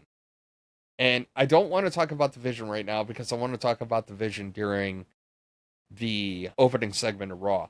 But her joining makes so much effing sense. And, like, I've kind of had it in the back of my mind for a little while now, especially with this heel persona. I'm like, why isn't she just part of it? And I really, really want to see Paul Heyman coming out during her matches and her promo. You're reigning, defending Intercontinental Champion. I really want that. I really want... Because that lets Becky change it up. And it also adds another rub to that IC title that we're talking. Well, it makes that IC title, like we talk about how Becky's been elevated. That's just another thing that you add to it. So, I was stoked that it was Becky. When she came out, I was like, because it came up and like, just by the size, like, and then I got a glimpse of her eyes, like that wasn't covered, and I'm like, oh shit, well, that's Becky Lynch. I'm like, cool, and then she gave a pretty good nut shot to CM Punk. She didn't get him square, but good enough for him to sell it. But so credit again, great camera work, right? Because it kind of came out of nowhere, and like you didn't really you saw the arm, you didn't see the who right away. Yeah. And then it ends up being, and then if your first inclination is it's not a dude, it's a chick, and it's like, which way did they go with this? And you saw it in the eye, so it was Becky, and it was like, well done, bravo. Yeah. And like, why wouldn't Becky be a part of that? And we'll get into that when we talk the Becky Punk promo. But like, this match did what it needed to. So. Nope, I said I was going to say that for Raw, and that's going to be the main event of Raw. So I'll hold off on that one. Okay. I have a hot topic I need to get into. Well, no, look, a lot of people were crapping on this show. I don't know. It was a fun show. How? They just said that the This whole storylines weekend didn't make sense. The wrestling wasn't good. It was too predictable. What storyline didn't make sense? They thought it was Okay, too, it was people were saying it's too predictable. I mean, it kind of well, was. did we but think... All right, let's run through the matches real quick. Like, all right, so hold on, I got to go back through my list because I don't want to miss something here. Okay, cool. Let's talk about this because that stuff bothers me. Roman Reigns and Bronson Reed. You could have made an argument for either or. Roman going over. Yeah, and I was hemming and hawing on it last week, so, no big deal. The Wyatts and the Street Profits. Wyatts go over. Could have went either way. I mean, you could have made an argument either way. I mean, a lot of people aren't going to like that the Wyatts retained, but so what? Yeah, like, there's story to be told there. The IC Championship, like Becky and Nikki, yeah, Becky was going to win because, oh my God, what would you do if she had the belt right now, being Nikki? No. Yeah. Rusev Sheamus could have went either way. Yeah. Shit, I thought it was going the other way a couple of times, so... Yeah. But I had a feeling it was going to be Rusev because you don't want to bring a guy like Rusev back just to have him lose his first feud, so, if you're trying to build him, so... I got it. But still... Seeing the Logan Paul, it's the farewell tour. Yeah. Like, that's fine. And Seth Rollins beating everybody, like, that's fine. There's a story being told there, so, like, but here's where is your complaint? We talked about it last week. We thought there was going to be a ton of shenanigans in this fatal four-way because we thought that there was going to be the Browns were going to be out there, and we thought that maybe Roman would have, this is before the show, before Roman got destroyed. Roman could be coming out, or Jimmy Uso, or you could just have like a whole cluster of people fighting outside the ring. We didn't get any of that. No. The Browns got barred from ringside. Roman's in the ICU somewhere next door to Paul Heyman. So they're all out. So there was no need to have anybody else come out, but Becky comes out. So, I mean, yeah, the winners of the matches were fairly predictable, but they had a lot of stuff you didn't see coming, which made it very entertaining. It is what it is, man. People are going to complain. Like, and another thing, too, it was the last PLE for Peacock. They're setting the stage for ESPN, so they wanted to throw a lot of fun in there because they want... I knew we weren't going to see excessive violence because right now with going to ESPN, you'll get that down the line. You'll get the violence will come back. But they want to get people like, oh, it's fun to watch. It's exciting. And, the crowd didn't hurt at all. They enhanced it. You're going to go... I want people to be prepared for this. For the next couple of PLEs, you are going to get celebritied out. And I'm talking big name celebrities. Yeah, I mean, we saw Jelly Roll and Post Malone at Clash in Paris, and you and I were thinking they're going to get involved with the Logan Paul Sr. match. No, they were just, Post Malone was just sitting there getting blasted, and Jelly Roll was just having a good time. Every time they saw him, he had a different drink in his hand. I was like, woo, Post Malone getting lit. Jelly must have been his DD, man. No, yeah, and, when they went to Netflix, it was there's no way Central. Post Malone was driving out of that, man. I don't think Post Malone was walking out of the arena by himself. Netflix celebrities. I think you're going to see a lot more celebrities. Like, who's the kid from the Pacers that's got a tie-in? Halliburton. Therese Halliburton. Yep. Yeah, you know what I mean? Like, you're going to see a lot more, like, sports tie-ins. You're going to see a lot more known celebrities. You're going to see a lot more Jelly Roll. You're going to see the Post Malones. Like, because what ESPN is going to want to do is they're going to want to advertise it and go, hey, man, you like Jelly Roll. Jelly Roll likes wrestling. Hey, man, you like Snoop Dogg. Look, Snoop Dogg. Like, look at the ads for ESPN. Like, everybody's like, it's not showing wrestling. I'm like, they're just showing celebrities. Like, yeah, no shit. I think you're going to see a lot more athletes. You're going to see a lot of athletes because they're going to try to, because ESPN is a sports network, they're going to try to, even though we know it's entertainment, they're going to try and push the sporting element into it. What better people to have is to have some... The good news is that, like, especially when they travel and they go to certain cities, you're always going to get those athlete tie-ins too. Yeah. And, like, not necessarily for PLEs and whatnot. And now that football season's hot and heavy, but, like, when WWE hits Buffalo, like, Deion Dawkins is always there. Like, he's the offensive tackle for the Bills. He's rocking his Bills belt, and he's, like, there. And, like, a lot of these places, we've seen it, like I said, we've seen it with Tyrese Halliburton. We've seen it with the NBA. We've seen it there. I'm sure there's baseball guys. I can't name a damn one of them because I'm not a baseball guy, but, like, there's baseball guys out there, and I'm sure there's hockey people, too.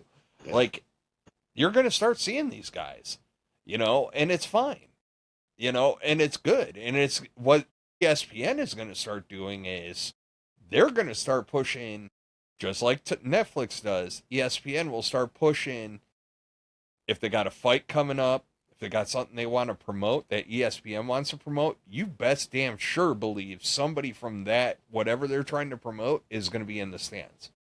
And they're going to be at WWE. You know what I mean? So, like, let's all just woosah brace ourselves for that because it's coming.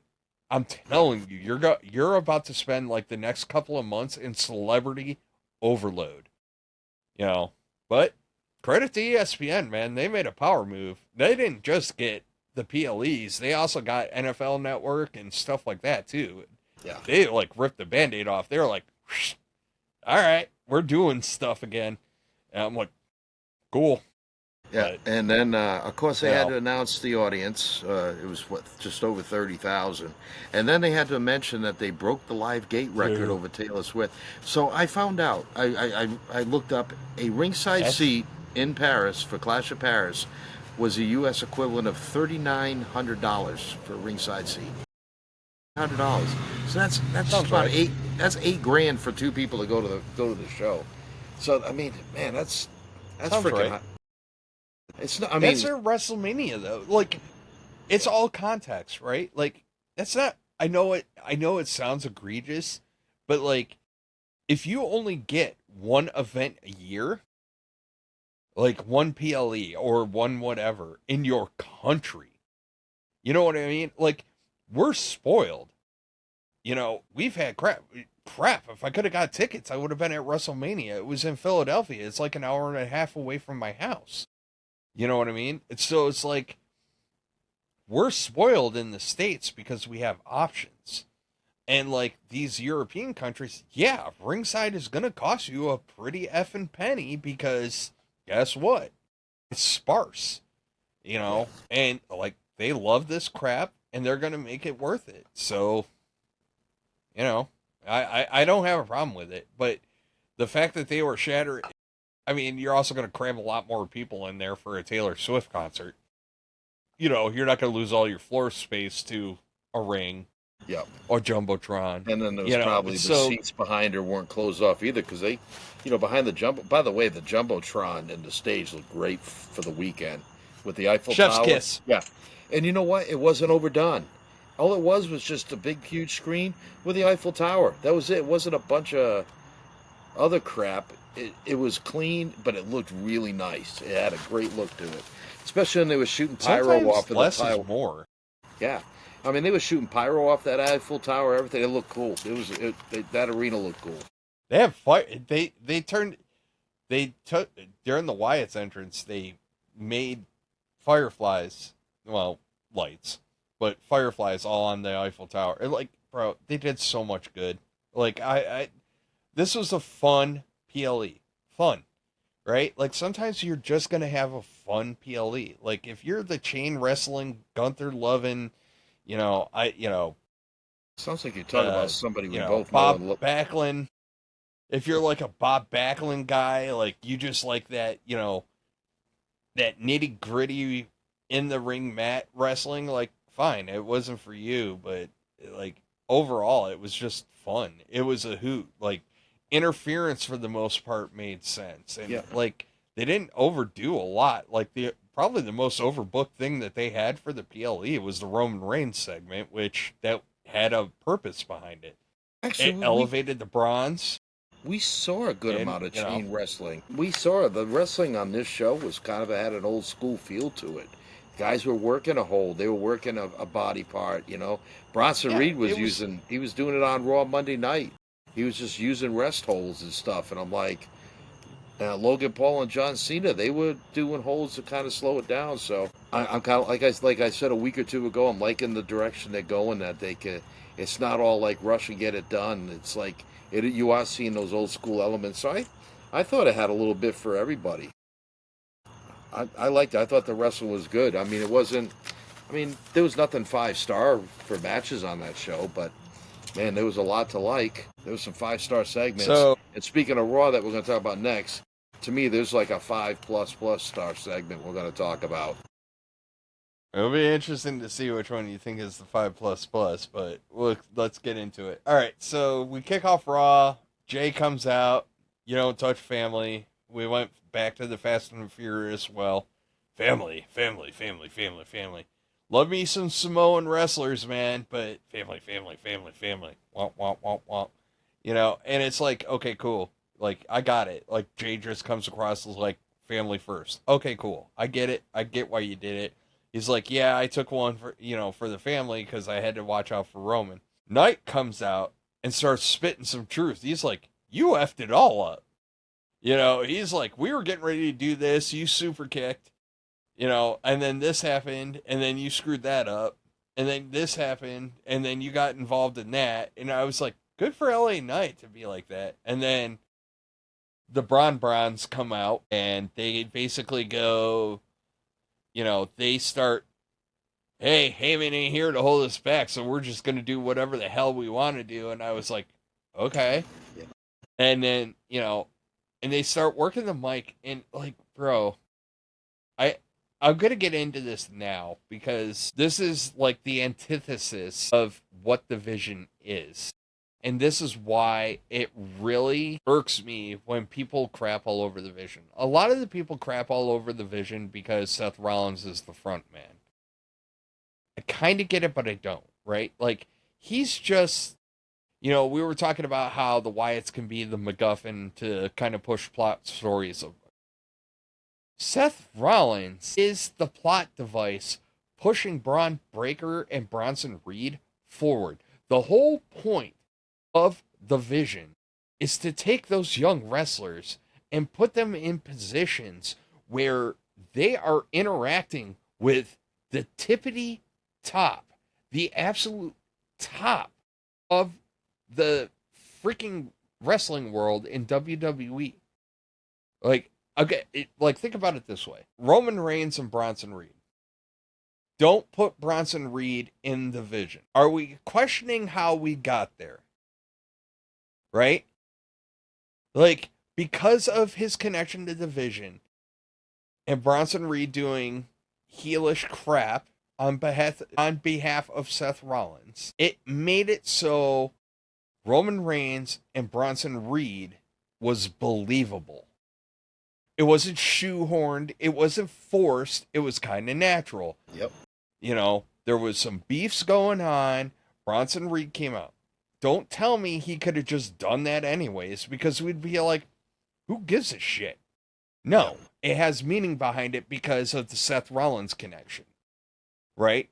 And the same goes for Braun Breaker. Braun Breaker's being put in top level matches. Like, let's be clear. You're seeing Bronson Reed and Braun Breaker in matches with what? CM Punk, Jey Uso, and all those guys. All those guys in the main event have a beef with all three of those guys right now. And the whole absolute point of the Vision is you basically turn, and now you are main eventing or just under the main event card with these two young superstars. And they're up with the top of the top. And you don't question why they are wrestling those people. It's a cheat code. It's an absolute cheat code. The whole point of the Vision is to put the Bronze over. Right. And we all know that Braun Breaker, with or without the Vision, is going to be a mega star. He's going to be huge for years to come. But I think by putting him in the Vision, you've kind of accelerated the process of getting him there. You've pushed him a little bit faster. You might have bumped him up 6 to 9 months, where they might have been waiting for 26 to do some stuff. They didn't have to go through the grind, right? Like they didn't have to go through the mid card.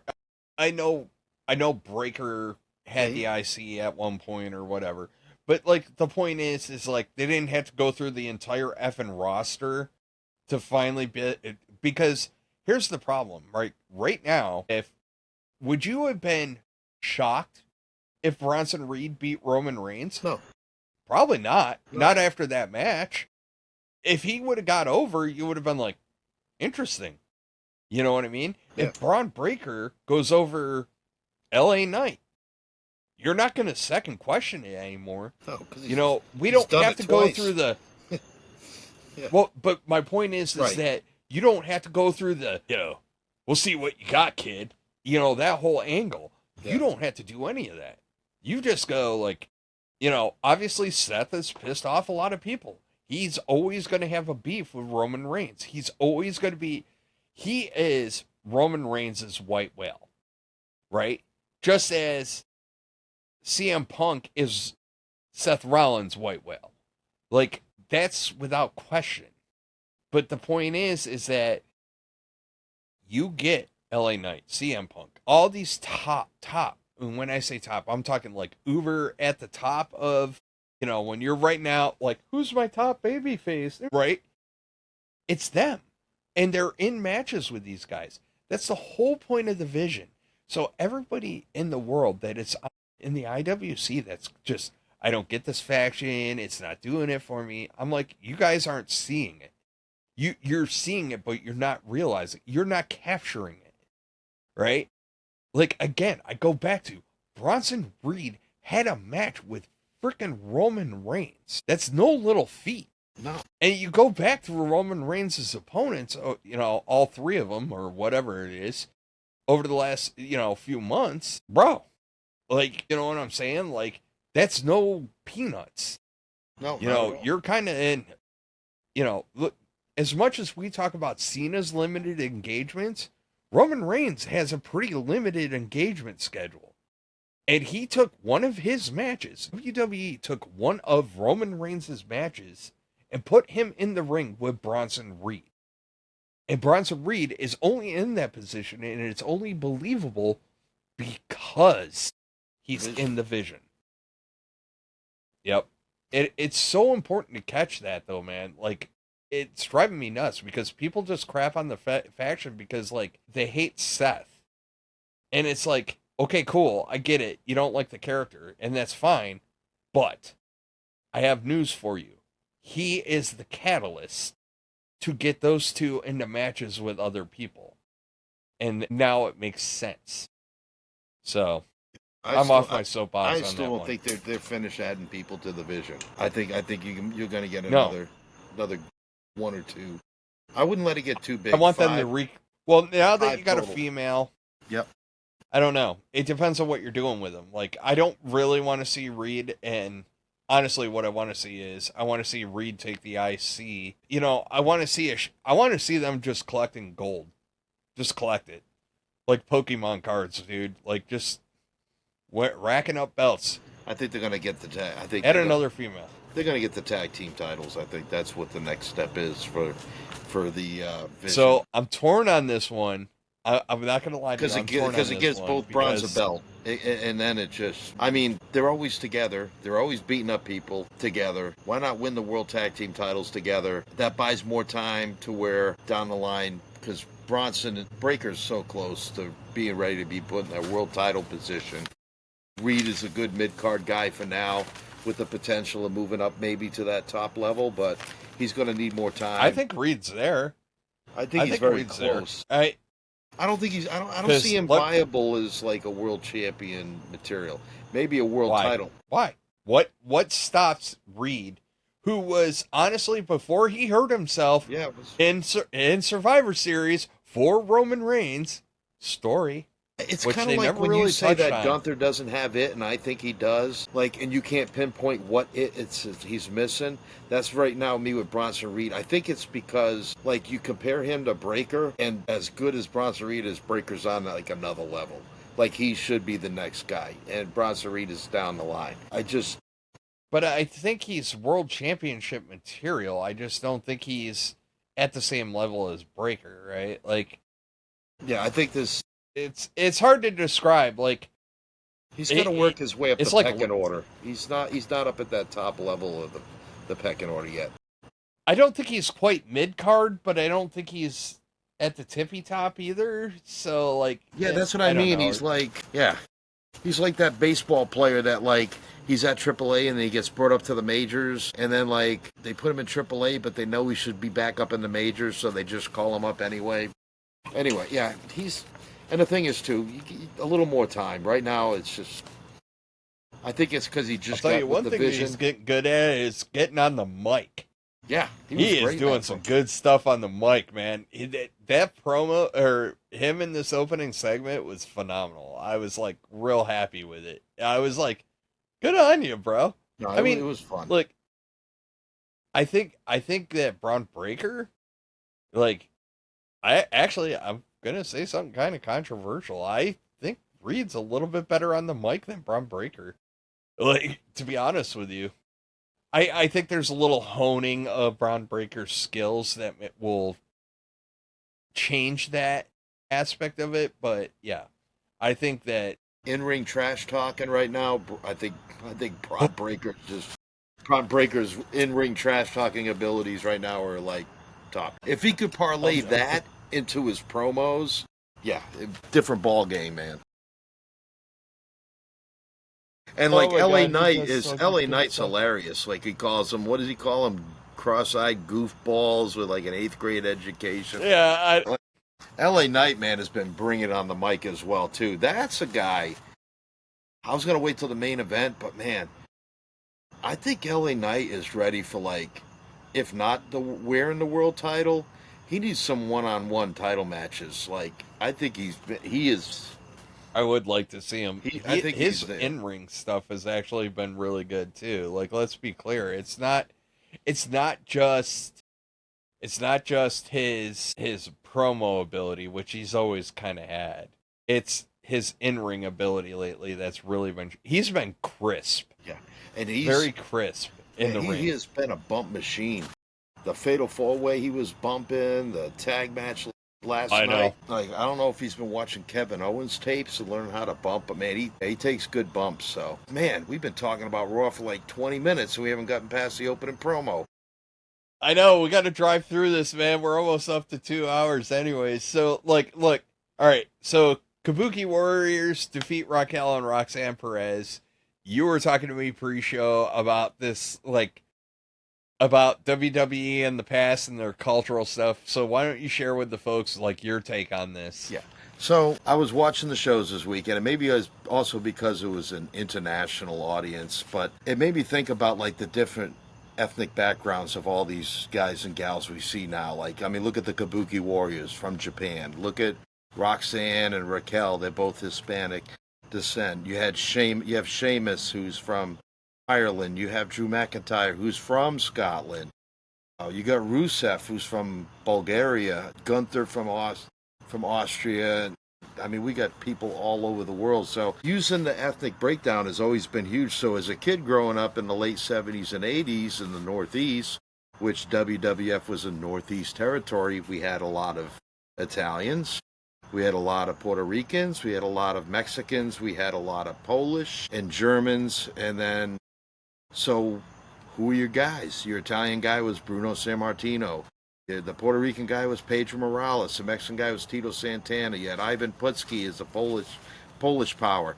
And then you had an Italian guy playing Chief Jay Strongbow just to satisfy the Native American. I don't know why they couldn't get just a real Native American, but they put the most miserable human on the planet in Jay Strongbow. But anyway, you know, even with all the French Canadians that we have in the Northeast, you had like Pat Patterson and others. So, and then like I was telling Sean, if you look at the regional thing, then we also had the NWA in the 80s, which not as ethnically diverse. So you had a lot of your Southern redneck stars like your Dusty Rhodes, and you had, you know, all those type of guys, Terry Funk from Texas, and, you know, but then you also had all your different other nationalities, like, and when NWA used Native Americans, they used legit athletes like Wahoo McDaniels and Jack and Jerry Briscoe, you know, the two Indian brothers from Oklahoma. And then you had a huge black population down there. So you like Junkyard Dog was like the most popular athlete in the state of Louisiana for like a couple of years when he was in Mid-South. And you had Ernie Ladd and Thunderbolt Patterson. And I'm not gonna keep sitting here just saying out names to try to make me look smart. But there was always this huge ethnic thing. And then even if you had made up characters, you had Russians and you had, whatever was the political like enemy of the country, with the Iron Sheik and Nikolai Volkov and all those types. So, and then WWE has never gotten away from it, but now we're seeing it more prominently, and I think a lot of it has to do with, one, the international exposure, but I think people like it. Like, I love watching, like, wrestlers from Japan. I love watching the Lucha Libre. Like, I get excited about the AAA shows now. So, and now, like, you got, this huge European presence from Sheamus and Drew to Gunther. I just think they've done a really good job of using authentic athletes that are, Asuka's not like a Japanese descent person that, like, grew up in, like, Detroit. She's actually from Japan, and they're using that. It's much more realistic, and they're keeping a lot of the same style, so I think WWE is really doing a great job of showing their ethnic diversity, and I think the fans get really excited, especially now that we're traveling. Well, not us personally, but WWE is becoming much more globally viewed and now visited. I mean, we're seeing a lot more foreign tours. So, which means less date for the American fans, but I mean that's just how the business is going. But I mean, who would have thought 2 years ago that that WWE would own AAA and like we'd see this huge influx? Julia's from Japan too, so I mean, like, I think it's awesome. It's just not some dude from Philadelphia that you're black, so you're gonna either play like an African warrior or you're gonna like carry a fake Jamaican accent or Antiguan accent, and you're from the Caribbean. It's like it's a people, so they don't really have to play like their role because it's an extension of who they really are because of where they come from. But that's basically my 2 cents. Yeah. Wait. So, yeah, no, it's a great observation because it really is. WWE is really diverse right now, so it's like very good point. Speaking of being diverse, so we got the Irishman Finn Balor against Dragon Lee, the Mexican Dragon Lucha Lee, bro, right there. Lucha bro, yeah. Fun match, man. Like, it was just a lot of fun. There was a lot of good stuff there, and like, loved it. Just absolutely loved it, dude. Like, I was all about it. I was rocking it out. And, like, this has been the theme of the whole weekend, right? It's just fun. Like, I get there's some story there, but just a fun match, Same here, because yesterday with Raw being on at the weird time, I waited to watch it from the beginning after I got home because we're out for the day. But you came on at the end, so you kind of watched the main event, and then you went back and watched the show. So I had seen Finn versus Dragon Lee, and I just kept texting Sean like, "This is really good. This is really good. You're gonna like this." And man, that was. I'd rather see Finn and Dragon Lee over Nikki Bella and Becky Lynch. No hatred towards Becky at all, but man, that match was a barn burner last night. That was probably the best match on the show. Might have been the best match of the weekend. I might even stretch it that far. It flowed so good, and like the transitions and everything just was so good. How about Dragon's Hurricanrana? Where he leapt over the top rope and took JD to the floor. That was crazy. That was so clean. It was so clean. But I'm gonna keep us chugging along. So then because we just got to keep the fun party going. We get Penta and the War Raiders against the New Day and Grayson Waller. So, like, I have a couple of takes on this. First off, Woods with the black neck brace, love it. Like, he's like gingerly taking it off in the ring. Now, I've heard he's got an injury. I've heard other stories that he's just playing the gimmick really well. So, like, I don't know. But anyways, so I hope he's not hurt because you can tell Penta was having a blast. Like, Penta was just there to have Penta. Penta was like just having a blast from the minute the intros hit on the ramp all the way down. It was just like all Penta, just smiles ear to ear, and he was just happy as a pig in shit to be hanging out with the War Raiders. And like it showed. It was so good. It was so much freaking fun during that, and like I felt it through the TV, and then like the whole match was fun.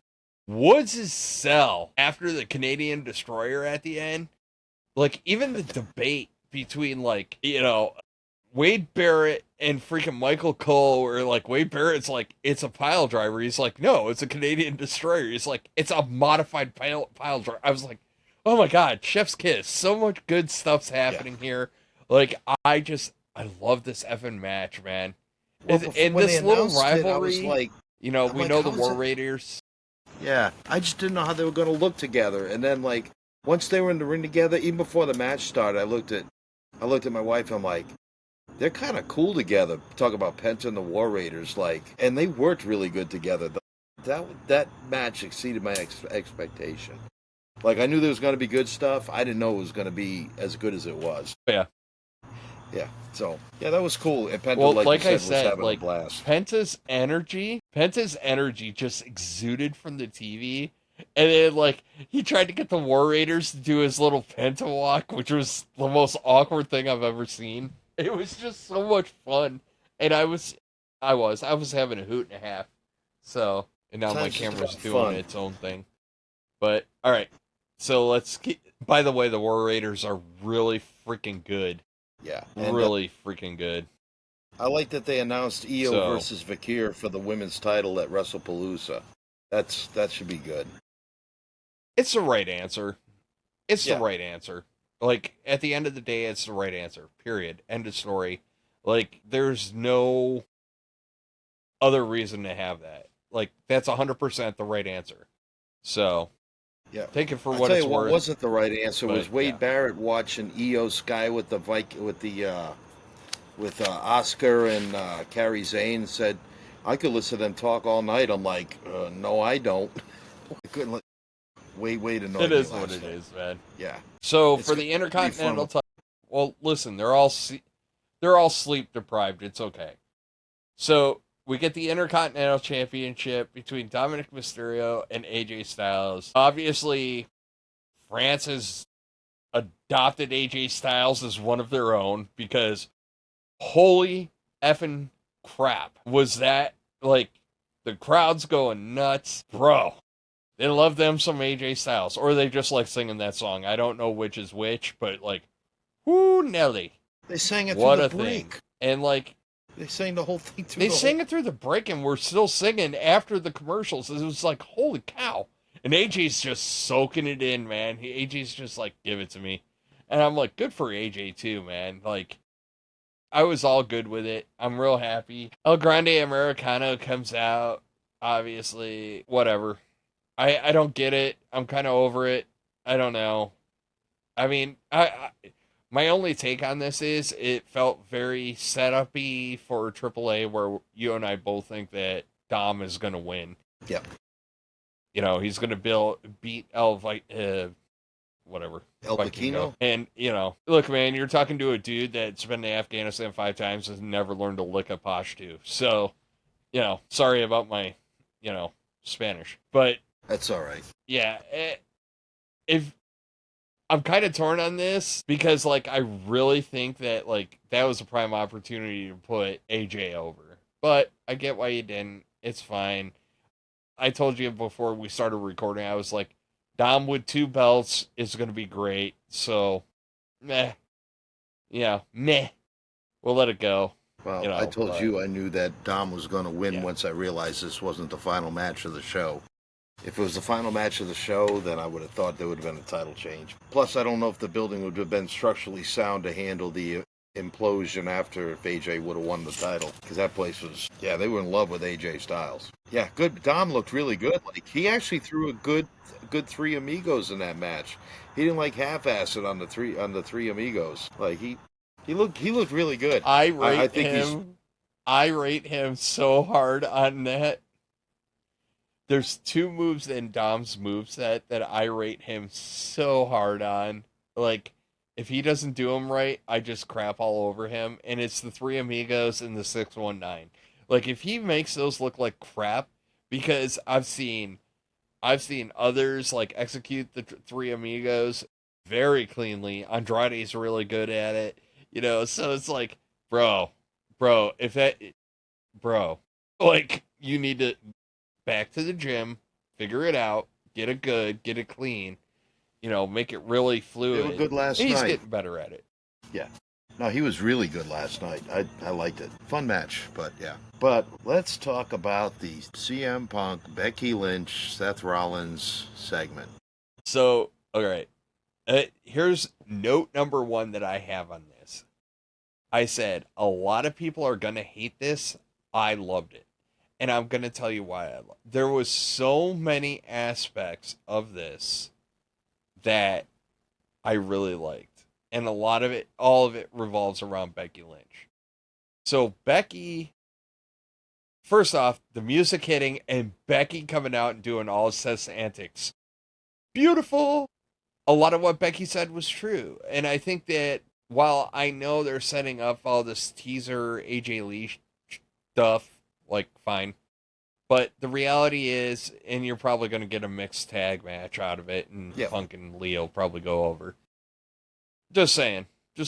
I think that I think there's some validity in what Becky said. And I think that, like, there should be a little bit of crapping on CM Punk. And, like, he's just oblivious to it. He's like, I'm the best in the world. Well, that's great for you, but what about other people? And that's what Becky's saying. Like, you cast this massive shadow that, like, hangs over everybody. You're like the cloud of doom for a lot of people.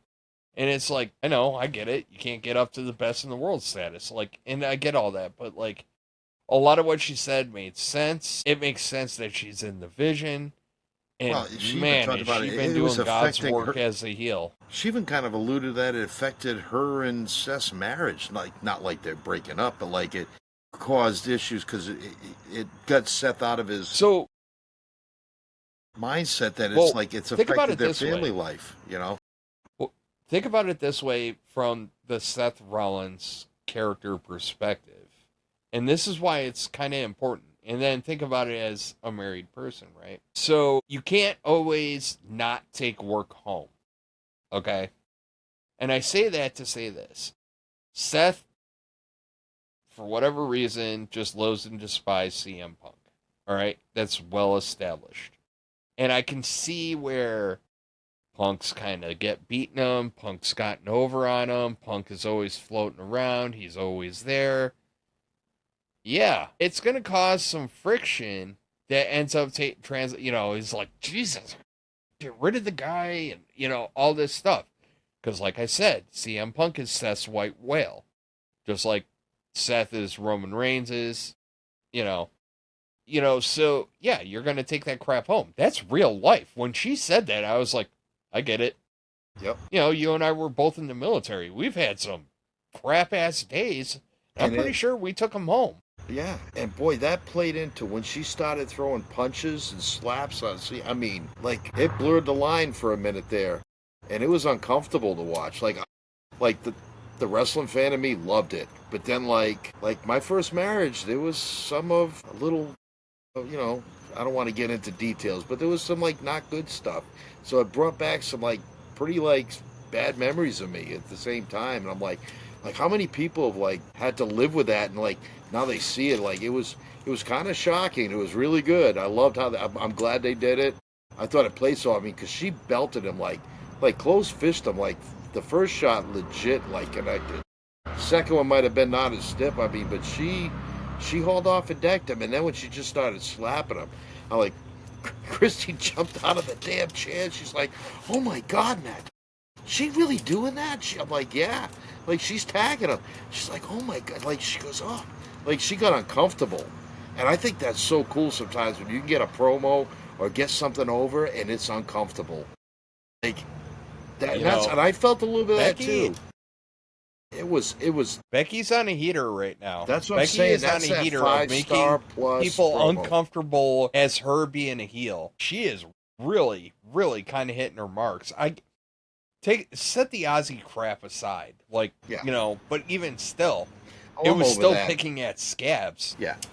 But I'm saying, like, her as a heel has been really hitting her marks as far as picking at scabs.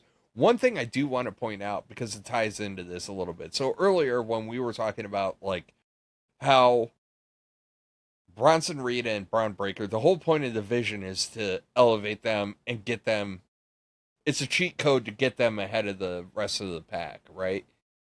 I think with Becky Lynch joining the Vision, I think it's different for her. Now, you could take it a different angle, and maybe she gets her 2 young goons, right? Like, next level goons.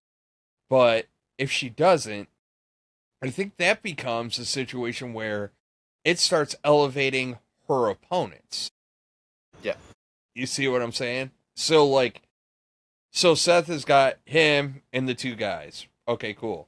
So now you got Becky into the mix. We understand the connection with Seth, but, like, we can go one of 2 ways with Becky. Either you give her 2 young, up-and-coming talents that you think are at the front of the pack that just need a little more exposure, or you do the opposite, which is Becky's just there in the Vision, obnoxious, like, basically a Chelsea Green type Karen, but, like, on steroids.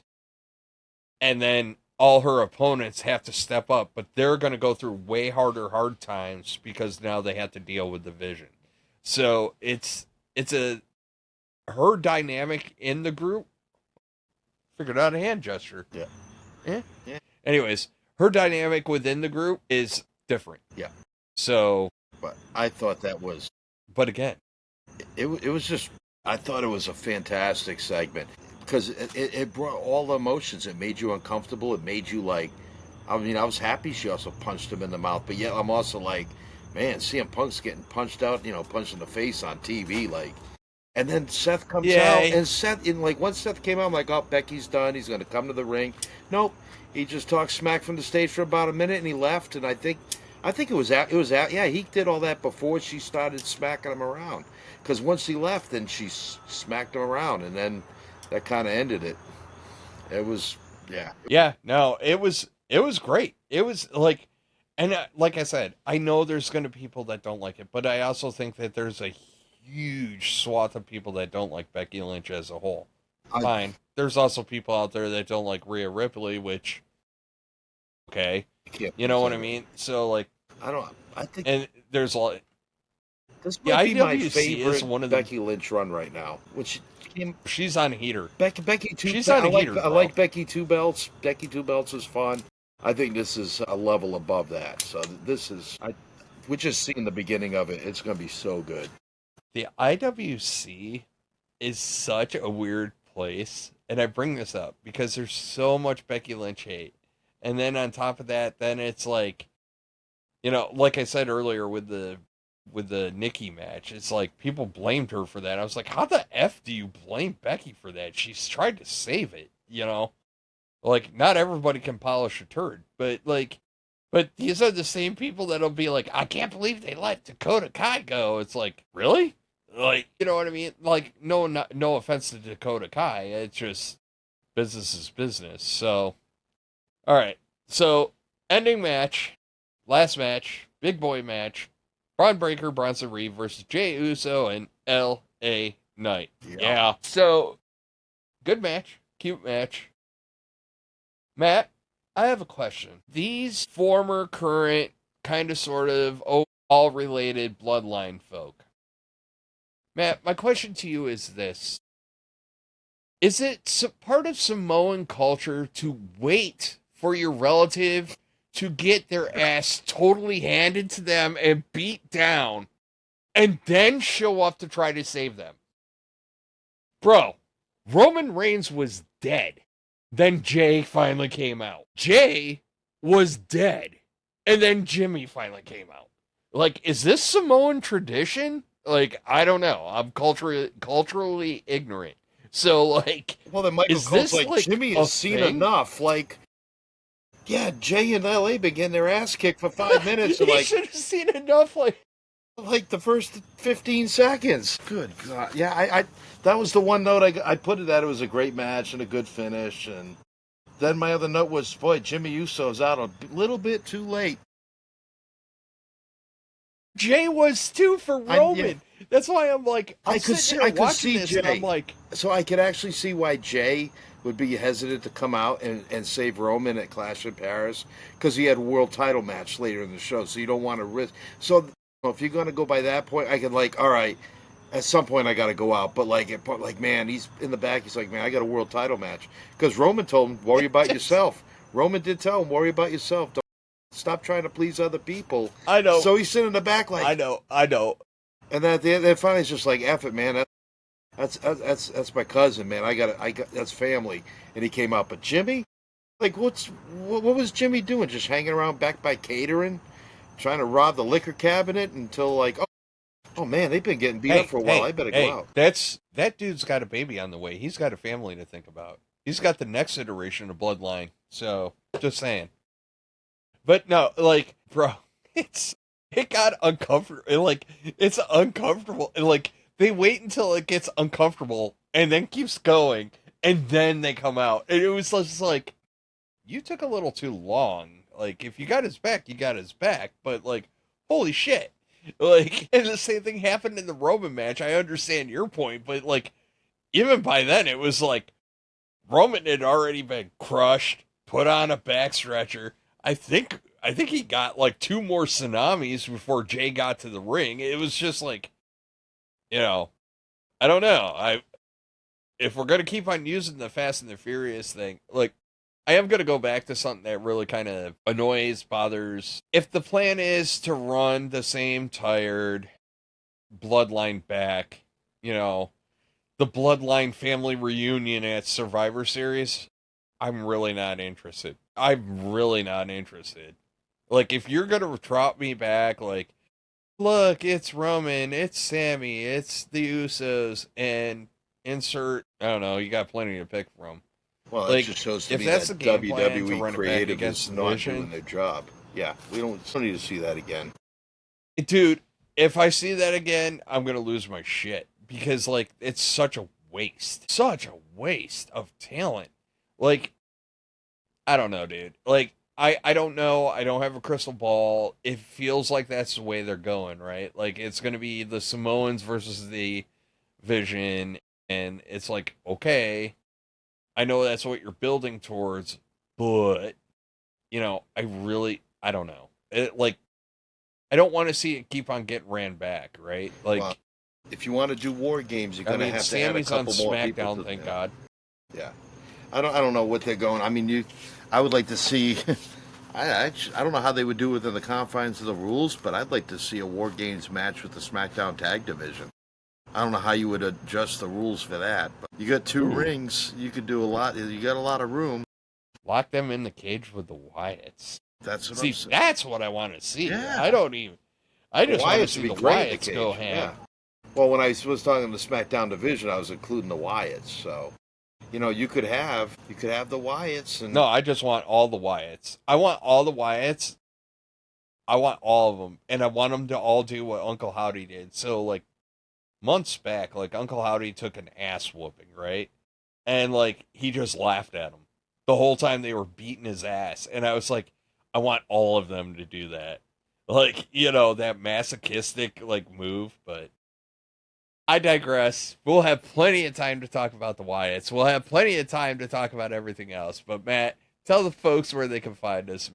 Well, if they're still listening at the end of this, they can find us on YouTube, and they can find us on TikTok, Spotify, Apple Podcast. And again, we thank you for your views. Please like, subscribe, or follow, depending on what platform you're on. Please share our videos as well. And we appreciate the comments and the interest that people are putting into watching our videos. So we appreciate that. Yeah, we'll keep plugging out and put out material until something otherwise happens. But yeah, we're here for the long run, folks. So you're stuck with us.